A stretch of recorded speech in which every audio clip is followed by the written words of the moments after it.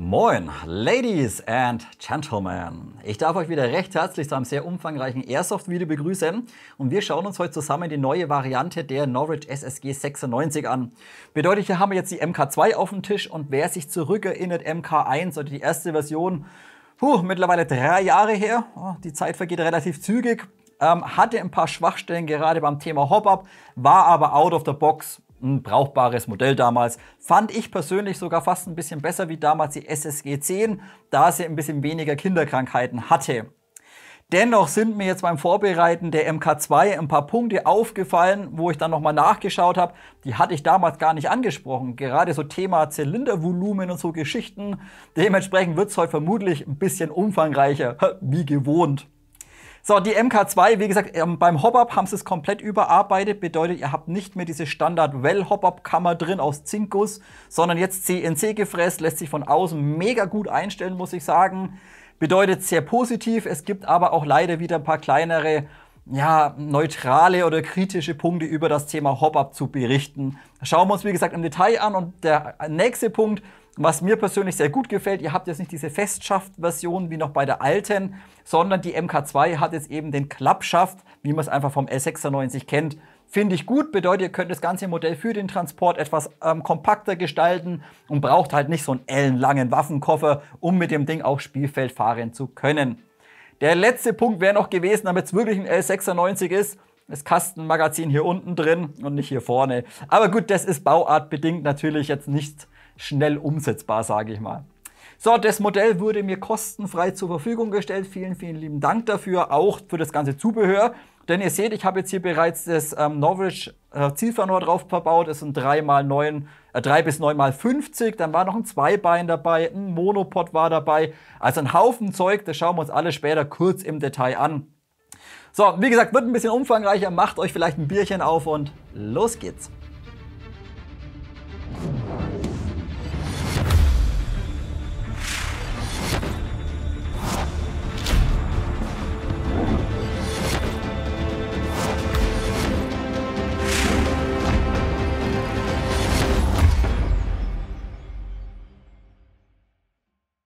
Lasst uns loslegen mit dem Lieferumfang und mit dem verfügbaren Zubehör. So, wenn ihr euch nur das SSG 96 MK2 kaufen solltet, ist der Lieferumfang normal oder überschaubar, muss man sagen. Bedeutet, es gibt einen Haufen Zubehör, wo ihr wieder extra Geld dafür ausgeben könnt, wenn ihr es benötigt. Standard ist das Ding halt komplett nackt. So, dann ist im Karton enthalten 2 Imbusschlüssel sind dabei. Ein kleiner, das müssten 3er oder ein 4er sein, keine Ahnung. Und den hier, den benötigt ihr fürs Zusammenbauen, das müssten 5er sein. Bedeutet, die Schaftung und das Gehäuse sowie das Rohr sind voneinander getrennt und müsst ihr zusammenstecken. Hakt erst vorne die Zweibeinaufnahme ein. Das ist so ein Klicksystem, also ein Nut- und Federsystem. Einfach einhaken, schiebt er nach vorne. Dann setzt ihr das Ganze in den Schaft rein und schraubt von unten dann mit dem großen Inbus die beiden Schrauben fest. Da ist eine hier hinten unten, hinterm Abzugsbügel und eine circa in der Mitte. Bei der Zylinderkopfschraube in der Mitte müsst ihr ein bisschen aufpassen, zieht diese nicht zu fest. Wenn ihr die komplett festknellt, klemmt euer Zylinder. Also handfest, normal zuschrauben, fertig, dann funktioniert es. Übertreibt ihr es und dreht da wie ein Ochse, wie gesagt, nicht wundern, dann klemmt der Zylinder, weil die Schraube zu weit reingeht. Also Inbus ist auf jeden Fall dabei. Dann so ein kleiner knuffiger Patch, so ein kleiner Rubber-Patch, SSG 96 war bei mir enthalten. Ob das Standard ist, weiß ich nicht. Ich feiere den, so ein kleiner süßer Patch. Wie gesagt, bei mir war er dabei. Und eine wirkliche Anleitung. Bedeutet nicht nur einfach so ein Beipackzettel mit dem QR-Code, hier scan mal, kannst du alles online dir anschauen in Videos. Nein, sondern ihr macht das Ding auf, dann habt ihr ganz normal eure, schön, dass du es gekauft hast, vielen Dank. Und dann wird erklärt, wie ihr Kugeln reinladet, wie ihr es Hop-Up einstellt. Und alles, was ihr eigentlich kurz wissen müsst. Also auf ein paar Seiten, es ist wirklich wenig, aber es ist ausreichend. Bedeutet, auch die Person, die jetzt noch nie Airsoft gespielt hat, kann da kurz reinschauen, okay, so funktioniert es, alles klar, zack, kann das Ding betreiben. Und muss nicht erst mit dem Handy irgendwo rumglotzen. Finde ich also gut, haben sie verbessert, war früher immer ein bisschen ausbaufähig. Also hier eine kleine Anleitung. Wie gesagt, ausreichend ist dabei, finde ich tippitoppi. So, dann seht ihr, dass das Modell hier drüben steht in dem OD-Farbton. Auch der müsste neu sein. Ich glaube, die alte gab es nur in schwarz. Natürlich ist das Modell weiterhin in schwarz verfügbar, aber ich finde gerade dieser OD-Ton, wie beim Original oder wie beim großen Vorbild, sieht unheimlich sexy aus. Also hier auch in OD und schwarz erhältlich. Lasst uns also weitermachen mit ein bisschen Zubehör. Wie gesagt, ich habe einiges mitgeschickt bekommen. Ich möchte mich aber zeitlich jetzt nicht so lange damit beschäftigen oder aufhalten. Das würde das Video einfach nur mega in die Länge ziehen. So, zunächst mal war dabei einmal das Novridge Zielfernrohr 3 bis 9x50, beleuchtet in Rot und Grün mit einem Standard Meal-Dot Absehen. Das habe ich auch drauf gelassen für die ganzen Schusstests, wo ich draußen war. Ist vom Preis-Leistungs-Verhältnis meiner Meinung nach ein brauchbares Glas, kann man sagen, wenn man die Beleuchtung auslässt, denn die ist grausam. Bedeutet, das Absehen, das Meal-Dot-Absehen unheimlich scharf, wirklich gut, auch vom Augenabstand. Ihr müsst nicht zu nah hin an den Diopter, sondern ihr könnt ruhig hier hinten mit der Wange drauf, also so Augenabstand circa, keine Ahnung, 80 mm oder sowas. Also das ist in Ordnung, es ist schön scharf und was mir besonders gut gefällt, auch vom Diopter hinten, die äußeren Ringe sind sehr schlank gehalten. Ihr habt also ein gutes Sichtfeld, muss man sagen. Also hier ist es wirklich in Ordnung. Vom Einstellen her in der Preisklasse, sage ich mal, normal. Bedeutet, die Kappen gehen ein bisschen schwer, könnt ihr aber dann direkt einstellen über die Klicks. Müsst also nicht extra nochmal Kappe abschrauben oder sowas, sondern einfach mit viel Schmackes hochziehen, über Klick sauber einstellen. So Sachen wie jetzt irgendwie Parallaxe-Ausgleich habt ihr hier natürlich nicht vorhanden, auch wenn es so aussieht, als wäre einer vorhanden. Also Parallaxe-Ausgleich, nein. Und wie gesagt, so ist diese Grundfunktionen vom Absehen, von der Schärfe, tippitoppi, kann man gar nicht maulen, wirklich gut für den Preis, macht aber auf keinen Fall die Beleuchtung an. Die Beleuchtung ist, wie gesagt, in Rot und Grün in fünf Stufen einstellbar und bereits ab Stufe 1 überstrahlt euch das gesamte Absehen unheimlich. Bedeutet, nicht nur das Absehen ist dann in Grün beleuchtet, sondern ebenfalls der gesamte Rand außenrum ist ebenfalls komplett grün. Also ihr seht nur noch grün. Und das nächste Problem, auch auf Stufe 1 bereits, wenn ihr dann mit dem Auge euch ein bisschen bewegt, dann verspiegelt sich das Ganze und ihr seht einfach nur noch grün. Also wie gesagt, die Beleuchtung finde ich leider nicht gut, die ist ausbaufähig. Der Rest ist tippitoppi. Wie gesagt, Absehen schön sauber, auch von den Zoom-Stufen oder Vergrößerungsstufen. Zwar ein bisschen straff zum Einstellen, aber es funktioniert alles wunderbar. Also wenn ihr eins mitnehmen wollt und nicht unbedingt eine gute Belichtung braucht oder Helligkeitseinstellungen braucht, ja, dann nehmt das Ding mit. Ausreichend, würde ich sagen. Also das ist in Ordnung. So, dann Aufnahme Zweibein. Da müssen wir vielleicht ganz kurz ein bisschen ausholen beim weiteren Zubehör. Ich gehe ganz stark davon aus, dass das letztendlich eine Well MB08 ist, die halt verbessert wurde. Ich dachte zuerst, dass sie von JG kommt, aber JG hat kein L96. Dementsprechend, wie gesagt, ich denke, das Modell kommt aus dem Hause Well. Glaube ich zumindest. So, und dann würde aber, wenn ihr euch die Well mal anschaut, die MB08, dann würde hier auch standardmäßig ein bisschen was weggespart. Bedeutet, bei der MB08 habt ihr standardmäßig hinten das Einbein oder den Monopod oder den Erddorn. Der ist standardmäßig eigentlich immer dabei für 220 € und auch ein Zweibein ist eigentlich bei der Well für 220 € auch Standard im Lieferumfang enthalten. Bedeutet, hier wurden Teile vermutlich, wie gesagt, abgenommen, um den Preis zu senken. Und die wurden halt dann woanders ein bisschen investiert. Wie gesagt, in einem Gehäuse zum Beispiel, was CNC gefräst ist. Alle anderen Bauteile, da hinten ist natürlich alles Zinkguss weiterhin. Wie gesagt, ich gehe davon aus, es ist eine Well. So, bedeutet, wenn ihr das alles haben wollt, müsst ihr nochmal Geld ausgeben und investieren. Zum Beispiel in ein Zweibein, welches ihr standardmäßig beim L96 eben da vorne mit inklusive habt, was hier vorne reingesteckt wird, hängt dann da vorne dran, ist hier nicht enthalten. Jetzt habt ihr hier die Möglichkeit, entweder ihr nehmt den Adapter her. Warum er da keine Picatinny-Schiene genommen hat, weiß ich jetzt nicht. Bedeutet, ihr habt diese ganz normale Harris-Aufnahme, nennt man das so. Also die Harris-Aufnahme hier vorne dran an dem Aluminiumklober. Diese wiederum habt ihr aber natürlich ebenfalls hier unten auch standardmäßig schon dran. Also wie gesagt, warum ich da jetzt zweimal eine Harris-Aufnahme brauche, verstehe ich jetzt nicht ganz. Da hätten wir hier vielleicht auch noch eine Picatinny mit anbringen können. Und dann steckt ihr das Ding da vorne rein, dann könnt ihr halt das Zweibein hier vorne dran montieren. Aber wie gesagt, wenn ihr eher Harris hernehmt, dann könnt ihr das Ganze auch hier unten direkt dran montieren. Bedeutet, ihr geht einfach her. Zum Beispiel hier war jetzt eben diese Harris-Klon dabei seitens Norwich. Hier müsst ihr ein bisschen aufpassen, das ist keine Stahlversion, wie man es gewohnt ist, sondern das ist eine Aluminium- und Zink-Variante. Bedeutet, bei den meisten Harris-Nachbauten ist das Klump aus Stahl. Hier ist es halt aus Alu und aus Zink. Hält vielleicht ein bisschen weniger aus, weil es halt nicht aus Stahl ist, dafür ist es ein bisschen leichter. So, und dann geht ihr einfach her, schraubt es auf, steckt es da hin und klemmt es da unten rein. So, schraubt das Ganze ordentlich fest, dann könnt ihr es festklemmen und voilà, habt ihr Zweibein und ich kann das Ding endlich hinstellen. Super Sache. So, also wie gesagt, 2 Möglichkeiten, warum man das Zweibein jetzt da vorne hinbauen sollte. Keine Ahnung, vielleicht damit es weiter vom Magazin weg ist, kann sein. Wem es gefällt, okay. Aber wie gesagt, Zweibein extra kaufen und wenn ihr den Adapter wollt, auch nochmal extra kaufen. So, jetzt habt ihr schon mal ein Zweibein dran. Jetzt habe ich euch vorhin gesagt, die Standard Well MB08 kommt eigentlich bereits mit dem Erddorn bzw. mit dem Monopod.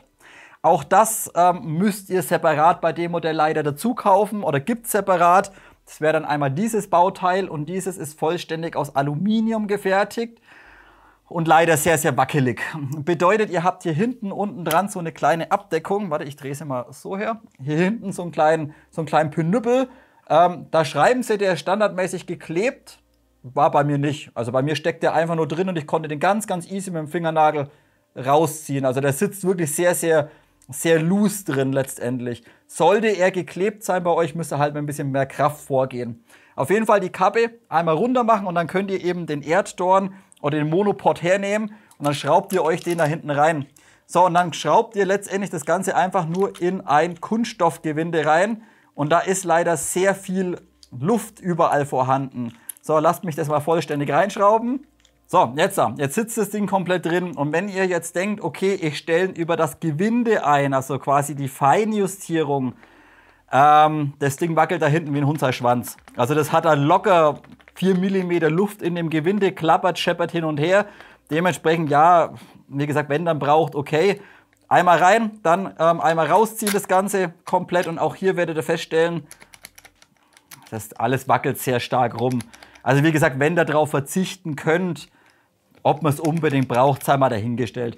Wie gesagt, wenn dann braucht, okay, nehmt mit, aber denkt dran, das ist wirklich eine sehr, sehr wackelige und klapprige Angelegenheit, dieser Erddorn. Zum Einfahren habt ihr hier so einen kleinen Knopf, drückt da drauf, zack, dann zieht sich das Ding wieder zusammen oder ein. Okay, so, also so viel zum Erddorn. Jetzt habe ich noch bekommen, was ich leider nicht montieren konnte.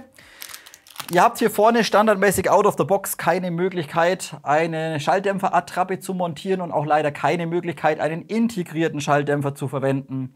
Das Modell, werdet ihr später hören, ist relativ laut im Vergleich zu anderen, aber es gibt auch die Möglichkeit, wieder extra, dass ihr so einen kleinen Adapter euch noch kauft, den schraubt ihr da vorne rein und dann habt ihr ein Standard 14 mm Linksgewinde.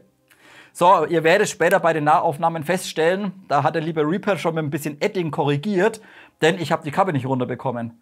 Also ums Verrecken nicht, ich bin da sogar mit der Rohrzange rangegangen zum Schluss und mit dem Schraubstock, habe da lauter Macken reingezogen. Das Ding hat sich nicht gelöst, ums Verrecken nicht. Und wie gesagt, vielleicht irgendwie mit dem Feuerzeug vielleicht mal heiß machen oder sowas, vielleicht bekommt das dann runter, bei mir standardmäßig brutal fest. Aber wie gesagt, es gibt die Möglichkeit, ebenfalls 14 mm Linksgewinde zu verwenden. Dadurch wird aber natürlich das Modell brutal lang. Lasst uns anschließend gleich mit den technischen Daten weitermachen. Datenblatt blende ich euch hier drüben wieder ein. Und hier seht ihr zunächst einmal, dass die MK2 eine Gesamtlänge im nicht eingeklappten Zustand von 1085 mm hat. Was ihr vielleicht auch sehen könnt, meine ist bereits ein kleines bisschen kürzer, denn ich komme jetzt noch auf 1065 mm, also 20 mm kürzer, denn der Abstand zwischen Schaft, Kappe, Wangenauflage und Zielfernrohr hat für meine Körpergröße nicht wirklich gut gepasst. Bedeutet, ich hätte mit dem Glas sehr weit hintergehen müssen, dann wäre ich hier direkt an der Kante hinten gewesen oder hätte das gesamte Modell sehr weit die Schulter nach hinten nehmen müssen, damit es vom Augenabstand wieder zum Glas gepasst hat. Dementsprechend musste ich hier hinten kürzer gehen. So, hier müssen wir aber kurz was ansprechen, was ich euch erklären möchte. Im Lieferumfang habt ihr eine etwas kürzere Zylinderkopfschraube enthalten. Und standardmäßig ist hier hinten drin eben dieser Abstandshalter. Jetzt bin ich natürlich davon ausgegangen, okay, ich mache das einfach raus oder ich schraube einfach das ganze Zeug nach hinten einfach ab, mache den Spacer raus und schraube dann mit der kleinen kurzen Schraube das Ganze einfach wieder zusammen. Seht ihr, das sind die Standardschrauben, die 2 langen. Es ist eine kürzere noch dabei, extra. So, und dann musste ich aber leider feststellen, das passt gar nicht.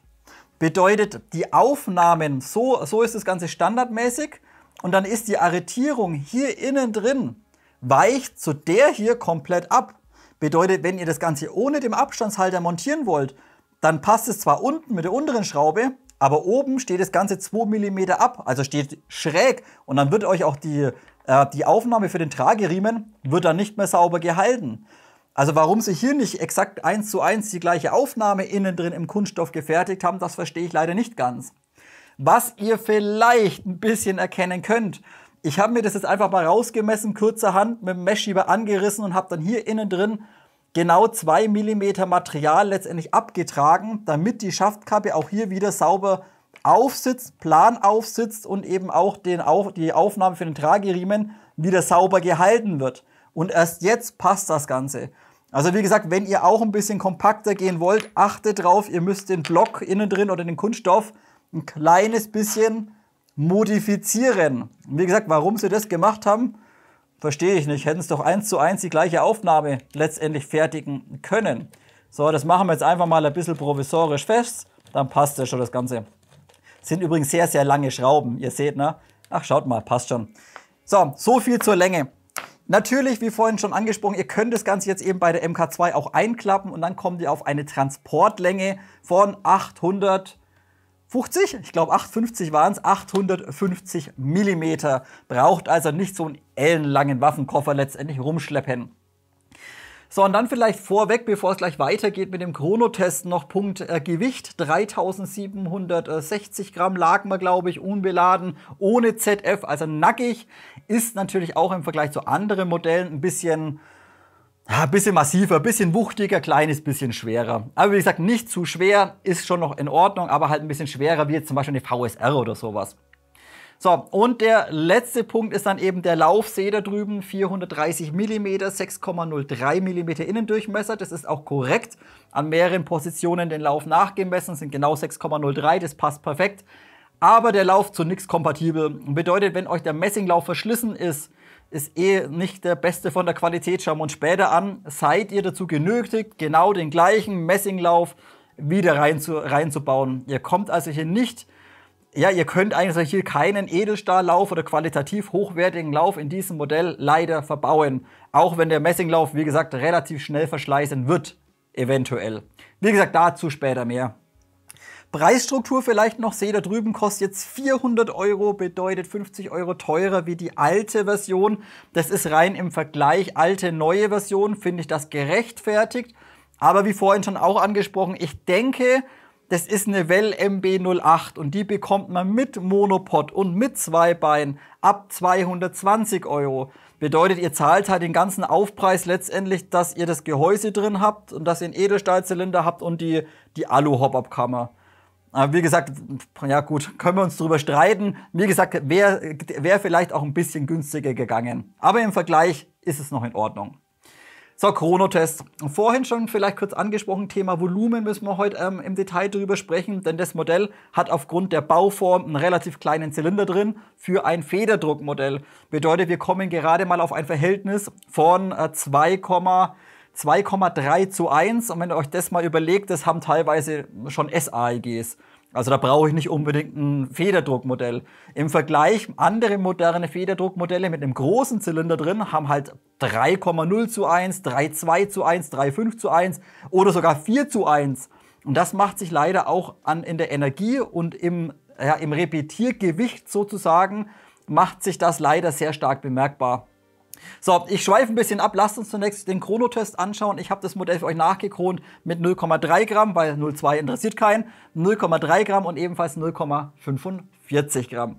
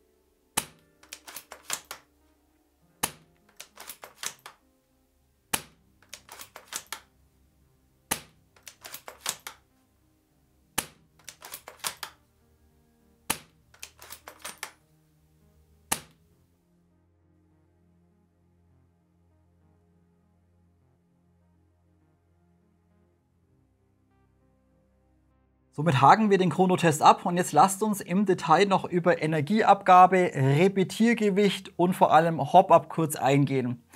Zunächst mal der eine Punkt, was ihr mitbekommen habt, die letzten 2-3 Wochen kam leider kein Video, denn es war mir nicht wirklich möglich. Ich habe noch andere Modelle da, die ich am Vorbereiten bin. Nicht wirklich möglich, vom Wetter einen aussagekräftigen Schusstest irgendwie zu machen. Bedeutet, ich habe 3 Tage die Knüften mit rausgenommen gehabt, habe 3 Tage versucht irgendwie ein bisschen das Hop-Up einzustellen, zu schießen, zu gucken, wie weit komme ich, wie sieht es vom Streukreis aus oder von der Streuung her.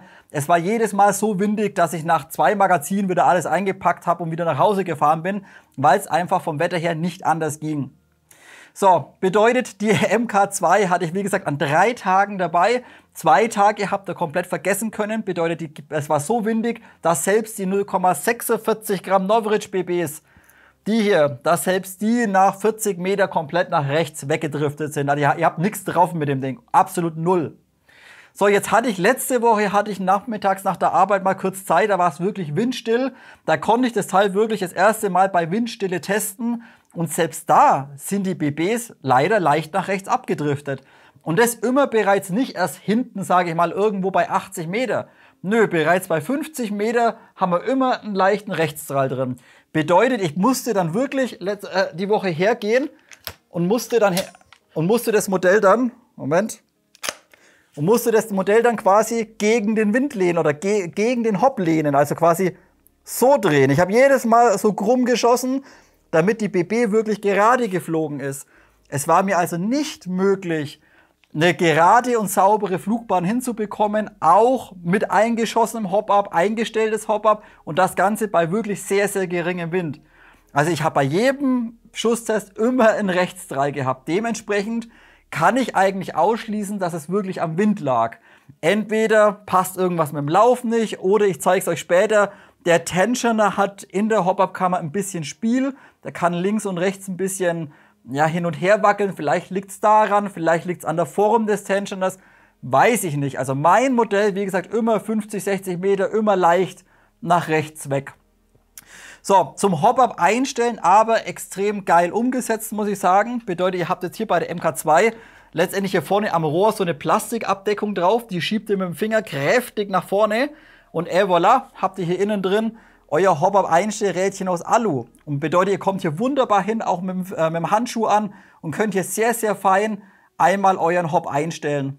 Und auch der Hop-Aufbau selbst langt locker aus. Bedeutet, ihr bekommt bereits ab Stufe 5 bis 5,5 oder 6 bekommt ihr problemlos 0,45 oder halt die 0,46 Gramm bekommt ihr problemlos gehoppt. Also das funktioniert. Wie gesagt, rein von der Bremswirkung im oberen Bereich, was das Hop-Up an Rotation erzeugt für schwere BBs, locker ausreichend. Wie gesagt, funktioniert super. Aber wie gesagt, immer wieder die Abweichung nach rechts konnte ich wirklich nicht geradeaus schießen. Kleines bisschen schade, schauen wir uns später im Detail an. So, und jetzt kommen wir zum nächsten Punkt. Und das ist eben das Repetiergewicht. Jetzt habt ihr gerade im Chrono gesehen, wir liegen bei 2,6 glaube ich mit 0,3 und 2,7 mit 0,45 oder sowas oder 2,5, 2,6. Auf jeden Fall habt ihr gesehen, dass wir im Chrono sehr wenig Unterschied haben zwischen 0,3 Gramm und 0,45 Gramm. Wenn ihr das jetzt vergleicht mit anderen Federdruckmodellen, die wirklich einen großen Zylinder drin haben, viel Volumen liefern, die kronen euch bei schweren BBs meistens deutlich höher. Bedeutet, da seid ihr dann im Vergleich, so habt ihr eine Differenz von 0,3 bis 0,4 Joule teilweise drin, wenn ihr einfach viel Volumen drin habt. Und hier muss ich sagen, das wird heute ein Punkt im Fazit, das habe ich auch damals bei der MK1 oder bei der alten Version gar nicht rausgemessen gehabt. Da muss ich sagen, beim Thema Volumen gibt es leider bessere Modelle. Bedeutet, der Zylinder ist eigentlich für ein Federdruckmodell fast ein bisschen zu klein, muss ich sagen. Also da haben andere moderne Modelle, Federdruckmodelle haben da deutlich mehr Volumen drin, deutlich größere Zylinder. Und das wiederum spiegelt sich natürlich auch bei dem Kraftaufwand für das Repetieren. Bedeutet, je größer der Zylinder ist, je mehr Luft drin ist, desto schwächer kann die Feder sein, um auf zum Beispiel 3 Joule zu kommen. Und hier ist es genau andersrum. Es ist ein relativ kleiner Zylinder drin und dadurch wird aber eine sehr starke oder straffe Feder benötigt, um auf 2,7 Joule zu kommen. Und das macht sich eben beim Repetieren bemerkbar. Wie gesagt, ich habe jetzt eben die Tomahawk noch in Erinnerung, die ging mega leicht zum Repetieren. Das Modell ist schon, also da müsst ihr schon richtig ordentlich dran ziehen, um das Modell repetieren zu können. Und das geht halt einen ganzen Tag lang, geht es unheimlich in den Oberarm. Ich bin sogar so ein Lappen, ich habe danach sogar einen kleinen blauen Fleck gehabt. Aber gut, hey, wie gesagt, Lappen. So, und der nächste Punkt ist, es geht sehr straff zum Repetieren und ihr habt weiterhin, wie bei der MK1 auch, oder wie bei der ersten Version, auch hier hinten drin wieder diese Schlagkante. Bedeutet, wenn ihr den gesamten Zylinder wieder nach vorne bewegt, dann schlagt ihr jedes Mal, dann rutscht ihr oder schlagt ihr jedes Mal über diese Alu-Rampe oder Kante drüber und da bildet sich im inneren Bereich, da unheimlich schnell Abrieb. Auch das werde ich euch später im demontierten Zustand nochmal im Detail zeigen. Das hat man also leider nicht verbessert. Ich wüsste aber auch nicht, wie man das hätte besser machen können. Ist halt vielleicht ein bisschen systembedingt das Ganze. Aber wie gesagt, nach ca. 200 Schuss seht ihr schon, da ist es blanke Alu, da reibt euch oder haut euch jedes Mal ein bisschen Material weg da hinten. Okay, so, ich würde sagen, den Rest machen wir dann gleich bei den Allgemeininformationen. Lasst uns also weitermachen mit den Allgemeininformationen. Auch hier packe ich euch wieder so viel Info wie möglich rein. Später in der Nahaufnahme bei der Verarbeitung dann nur noch so kleine Details, damit ich mich nicht wiederholen muss. So, fangen wir erstmal vorne an der MK2 oder am MSSG 96 seht ihr, dass wir auch wieder so ein Fluted Design Rohr aus Aluminium letztendlich haben. Das Ganze sehr schön umgesetzt und nicht in diesem Twisted Spiralen Design wie letztendlich der Zylinder innen drin. Ich finde, das sieht immer ein bisschen fragwürdig aus. Mein Fall ist es nicht. Wie gesagt, ich finde diesen Straight Cut vom Fluted finde ich ein bisschen angenehmer und ein bisschen stimmiger bei dieser Knifte. Also das ist schön gemacht, auch vom Rohr selbst. Es sitzt hervorragend im Schaft drin, wenn die Schrauben angezogen sind natürlich. Also auch hier kein Wackeln oder sowas vorhanden. Das ist vollkommen in Ordnung. Und eben die Hop-Up-Abdeckung, wie gerade schon gesehen, aus Kunststoff gefertigt hier oben. Mit ein bisschen Schmackes das Ganze letztendlich aufschieben. Und ihr kommt dann hier oben direkt ans Einstellrädchen hin. Wie gesagt, funktioniert tadellos. Wieder zurückschieben, Abdeckung, kommt kein Schmutz rein. Funktioniert, finde ich, klasse umgesetzt. So, dann machen wir vielleicht erst beim Receiver weiter. Der ist Standard, wie man es auch bei der alten Version kennt. Ist jetzt nicht wie bei der Standardwelle aus Zinkguss oder Aluguss, sondern das Ganze ist letztendlich CNC gefräst und kostet dementsprechend ein kleines bisschen mehr Geld. Die Qualität ist in Ordnung. Wie gesagt, ist am Stück gefräst. Einwandfrei, können wir nicht schimpfen und die Qualität passt soweit. Einen kleinen Punkt werde ich später noch ansprechen. Ihr habt natürlich vom Schützen aus auf der linken Seite weiterhin hier seitlich am Gehäuse bzw. am Receiver diese Abdeckung, wo man rein theoretisch den Spannhebel oder den Kammerstängel nach links montieren kann oder könnte. Das funktioniert aber nicht. Also entweder habe ich mich zu dumm angestellt, keine Ahnung, aber ich kann den Kammerstängel nicht umdrehen und ich habe auf der Webseite oder im Shop keinen anderen Kammerstängel gefunden, den man darüber montieren kann. Also ob das noch funktioniert oder ob dieses Feature verworfen würde oder ob das überhaupt schon mal ging, keine Ahnung. Aber dann hätte man letztendlich diesen Cut hier nicht reinfräsen müssen, wenn es nicht ginge. Also was da jetzt genau Stand der Dinge ist, keine Ahnung, fragt mich nicht. Auf jeden Fall mein Modell eben nur vom Schützen aus auf der rechten Seite zu repetieren und nicht ummontierbar letztendlich. So, dann habt ihr eben, was mich wieder ein bisschen stört, im Webshop steht irgendwie drin Full CNC.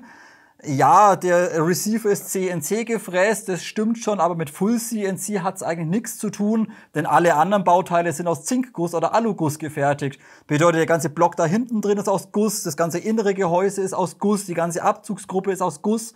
Also mit Full CNC hat es meiner Meinung nach nichts zu tun und dürfen wir eigentlich so auch nicht bewerben, nur weil halt der Receiver gefräst ist.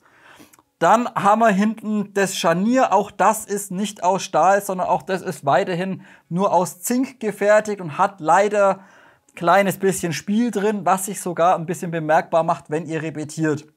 Bedeutet, wie vorhin schon gesehen, ja, ihr könnt das Ganze jetzt einklappen, könnt es vom Schützen aus auf der linken Seite einmal arretieren, einschnappen lassen, wie man es einfach kennt, schmeißt das Ding in den Koffer rein, habt ihr was relativ Kompaktes zum Transportieren. zum Wiederaufklappen, ein bisschen mit Schmackes dran ziehen, umklappen und einmal einschnappen lassen. Der Aufbau oder die Konstruktion von diesem Pin im Scharnier hinten drin finde ich gar nicht verkehrt. Bedeutet, ihr habt da zwei Pins, einmal den äußeren, einmal den innenliegenden Pin mit einer Feder. Und wenn ihr das einrasten lasst, dann rutscht quasi der innere Pin in das Loch wiederum vom äußeren Pin und wird dadurch arretiert. Jetzt haben wir hier aber dennoch leider ein kleines bisschen Luft drin. Und das ist natürlich, es muss die Luft da sein. Und das ist wirklich so gering, aber dennoch macht sich das auf die Gesamtlänge. Und daher der Schaft ja wirklich nur an dem Scharnier hängt und hier unten nicht, macht sich das leider ein bisschen bemerkbar. Bedeutet, ich versuche es euch mal ein bisschen zu demonstrieren, wenn ihr vielleicht hier unten, oder vielleicht zeige ich es euch später in der Nahaufnahme nochmal, wenn ihr mal hier unten euch den Spalt anschaut oder den Abstand, wenn ich mal so mache, kann man das ein bisschen erkennen? Ich weiß es nicht im Video. Auf jeden Fall sind hier so circa 1,5 mm ein bisschen Luft drin und auch links, rechts kann der ein kleines bisschen wackeln. Also wie gesagt, das Scharnier und von der Passgenauigkeit, da ist so minimals Luft drin. Aber das ist halt, wenn da vorne ein Zehntel ist, hat man halt da hinten gleich 1,5 mm. Und wie gesagt, normalerweise würde ich sagen, ja gut, bei einer SAEG, da wackeln die Geschäfte teilweise auch rum. Aber hier merkt ihr das dann sogar, wenn ihr es in Anschlag reinnehmt, da ihr eben hier die Hand habt und dann hier das lose Stück. Und dann merkt ihr es einfach, da ist irgendwo ist das Spiel drin. Und wie gesagt, nimmt mir leider ein kleines bisschen wahr. Ich habe auch schon überlegt, ob man da vielleicht nochmal eine 010er Shim irgendwie reinbauen kann. Passt aber nicht. Also die Passgenauigkeit ist schon wirklich gut und dennoch ist ein bisschen Luft drin. Also ein bisschen schade, muss man halt damit klarkommen, damit leben, dass, wie gesagt, der Schaft ein bisschen Luft letztendlich hat und ein kleines bisschen wackeln kann. Dann seht ihr hier hinten noch Wangenauflage, könnt ihr ebenfalls einstellen, hier seitlich einmal aufschrauben, dann könnt ihr sie hochziehen oder eben weiter runterziehen. Wenn ihr die wirklich hochziehen wollt, müsstet ihr aber mit dem ZF unheimlich hochgehen. Also wie gesagt, ihr seht jetzt hier, das sind so mittlere Montageringe, bin ich komplett unten, könnte man sogar hier, auf der Höhe könnte ich sogar noch mal etwas höher gehen mit dem Glas. Denn selbst hier ist die Visierlinie fast ein bisschen zu weit unten, also könnte ein bisschen höher sein noch.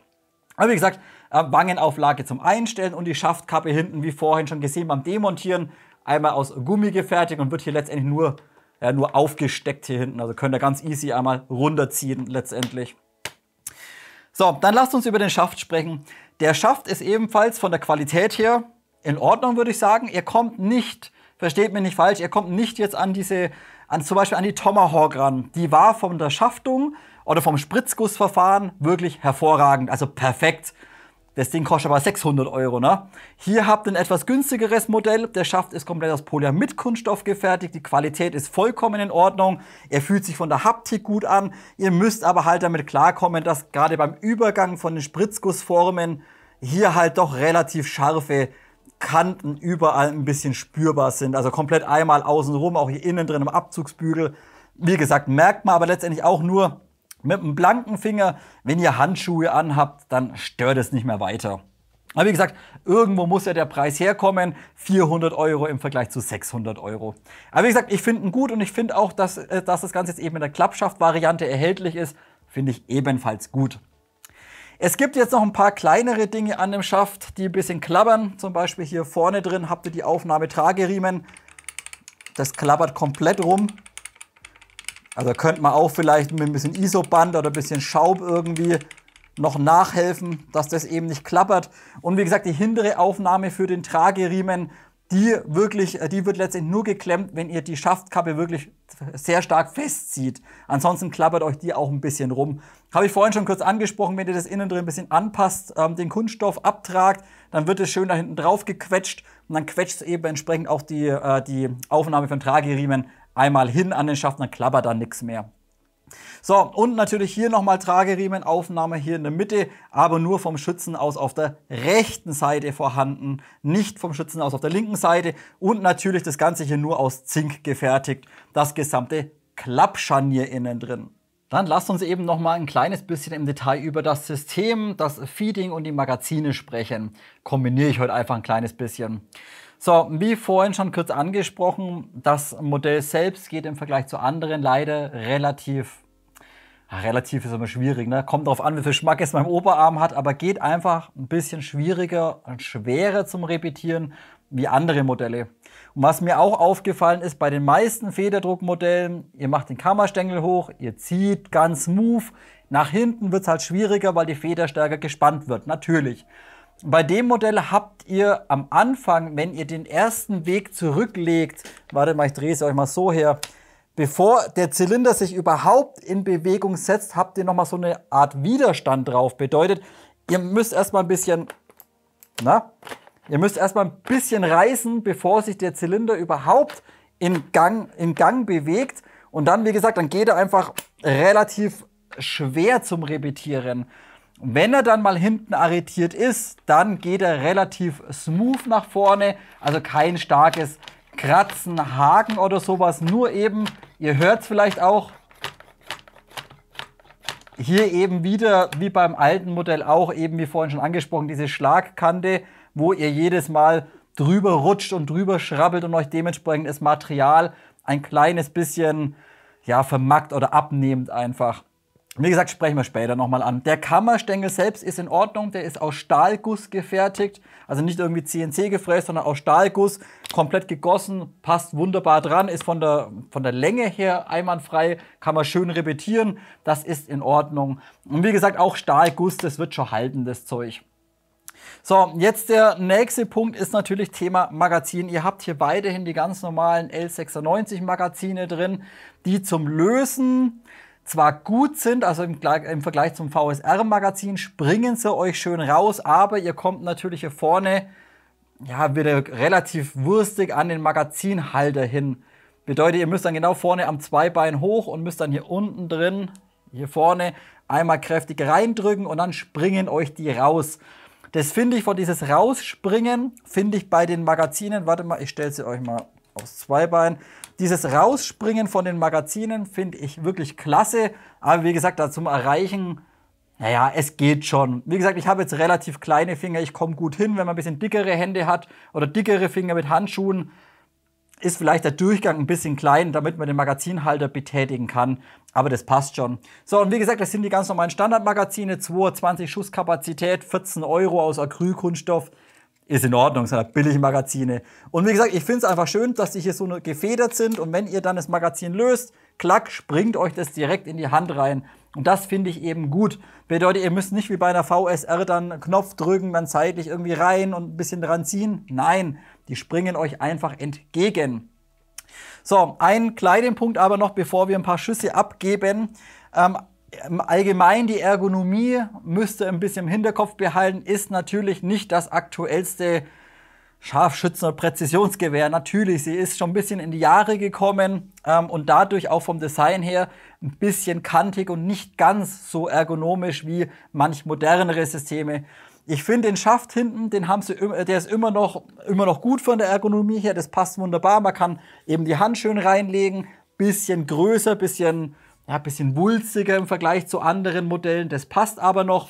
Nur hier vorne habt ihr halt wirklich einen Koffer in der Hand. Also ihr seht, hier vorne ist der Schaft einfach wie ein Rechteck und dementsprechend hier vorne ein bisschen vom Griff her einfach breit und kantig. Wie gesagt, wer eher ein bisschen was Ergonomisches haben möchte, ein bisschen was Schlankeres zum Greifen, der ist vielleicht mit dem Modell nicht ganz so bedient. Wie gesagt, man muss es einfach mögen, ist aber halt, wie gesagt, nicht das Neueste.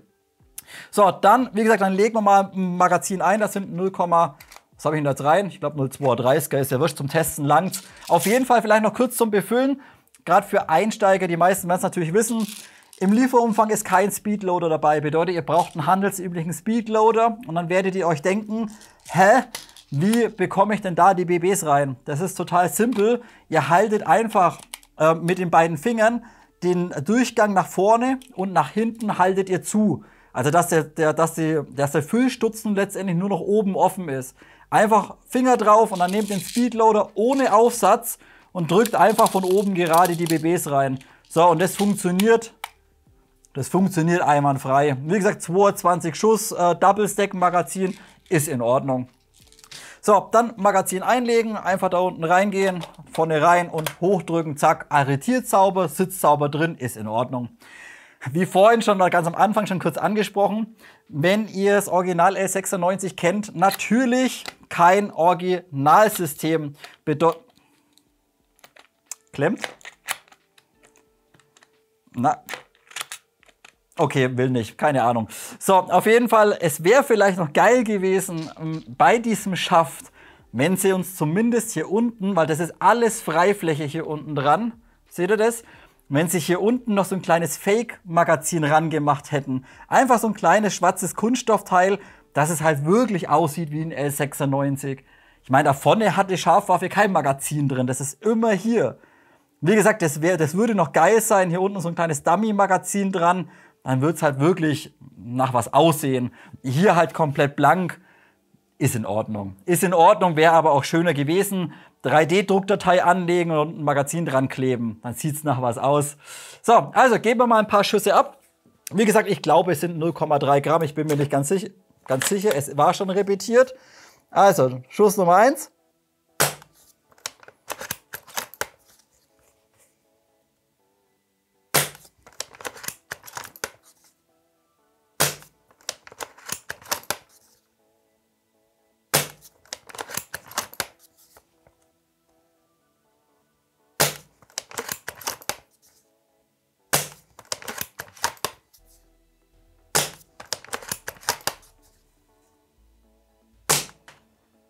So, langt schon. So, und wie gesagt, es funktioniert an sich, funktioniert das Ding wirklich gut. Ihr habt keine Feeling-Probleme oder sowas. Auch mit 0,45, das feedet komplett durch das Magazin. Aber ihr habt vielleicht auch gemerkt, ihr müsst einfach stärker dran ziehen. Ich bin nicht der Stärkste, natürlich. Aber wie gesagt, ich finde, es geht echt ein bisschen straff. Geht ein bisschen in die Schulter rein, das Ganze. Gut, also das soll es gewesen sein. Von der Lautstärke her vielleicht noch ganz kurz. Werdet ihr bei den Internals sehen, ihr habt hier keine Active Brake. Nein, ihr habt hier kein, wie sagt man jetzt im Federdruckbereich? Airbrake, genau. Ihr habt hier keine Airbrake drin, sondern ihr schlagt mit dem Pistenhead, der flach ist, knallt ihr auf eine plane Edelstahlfläche einfach auf.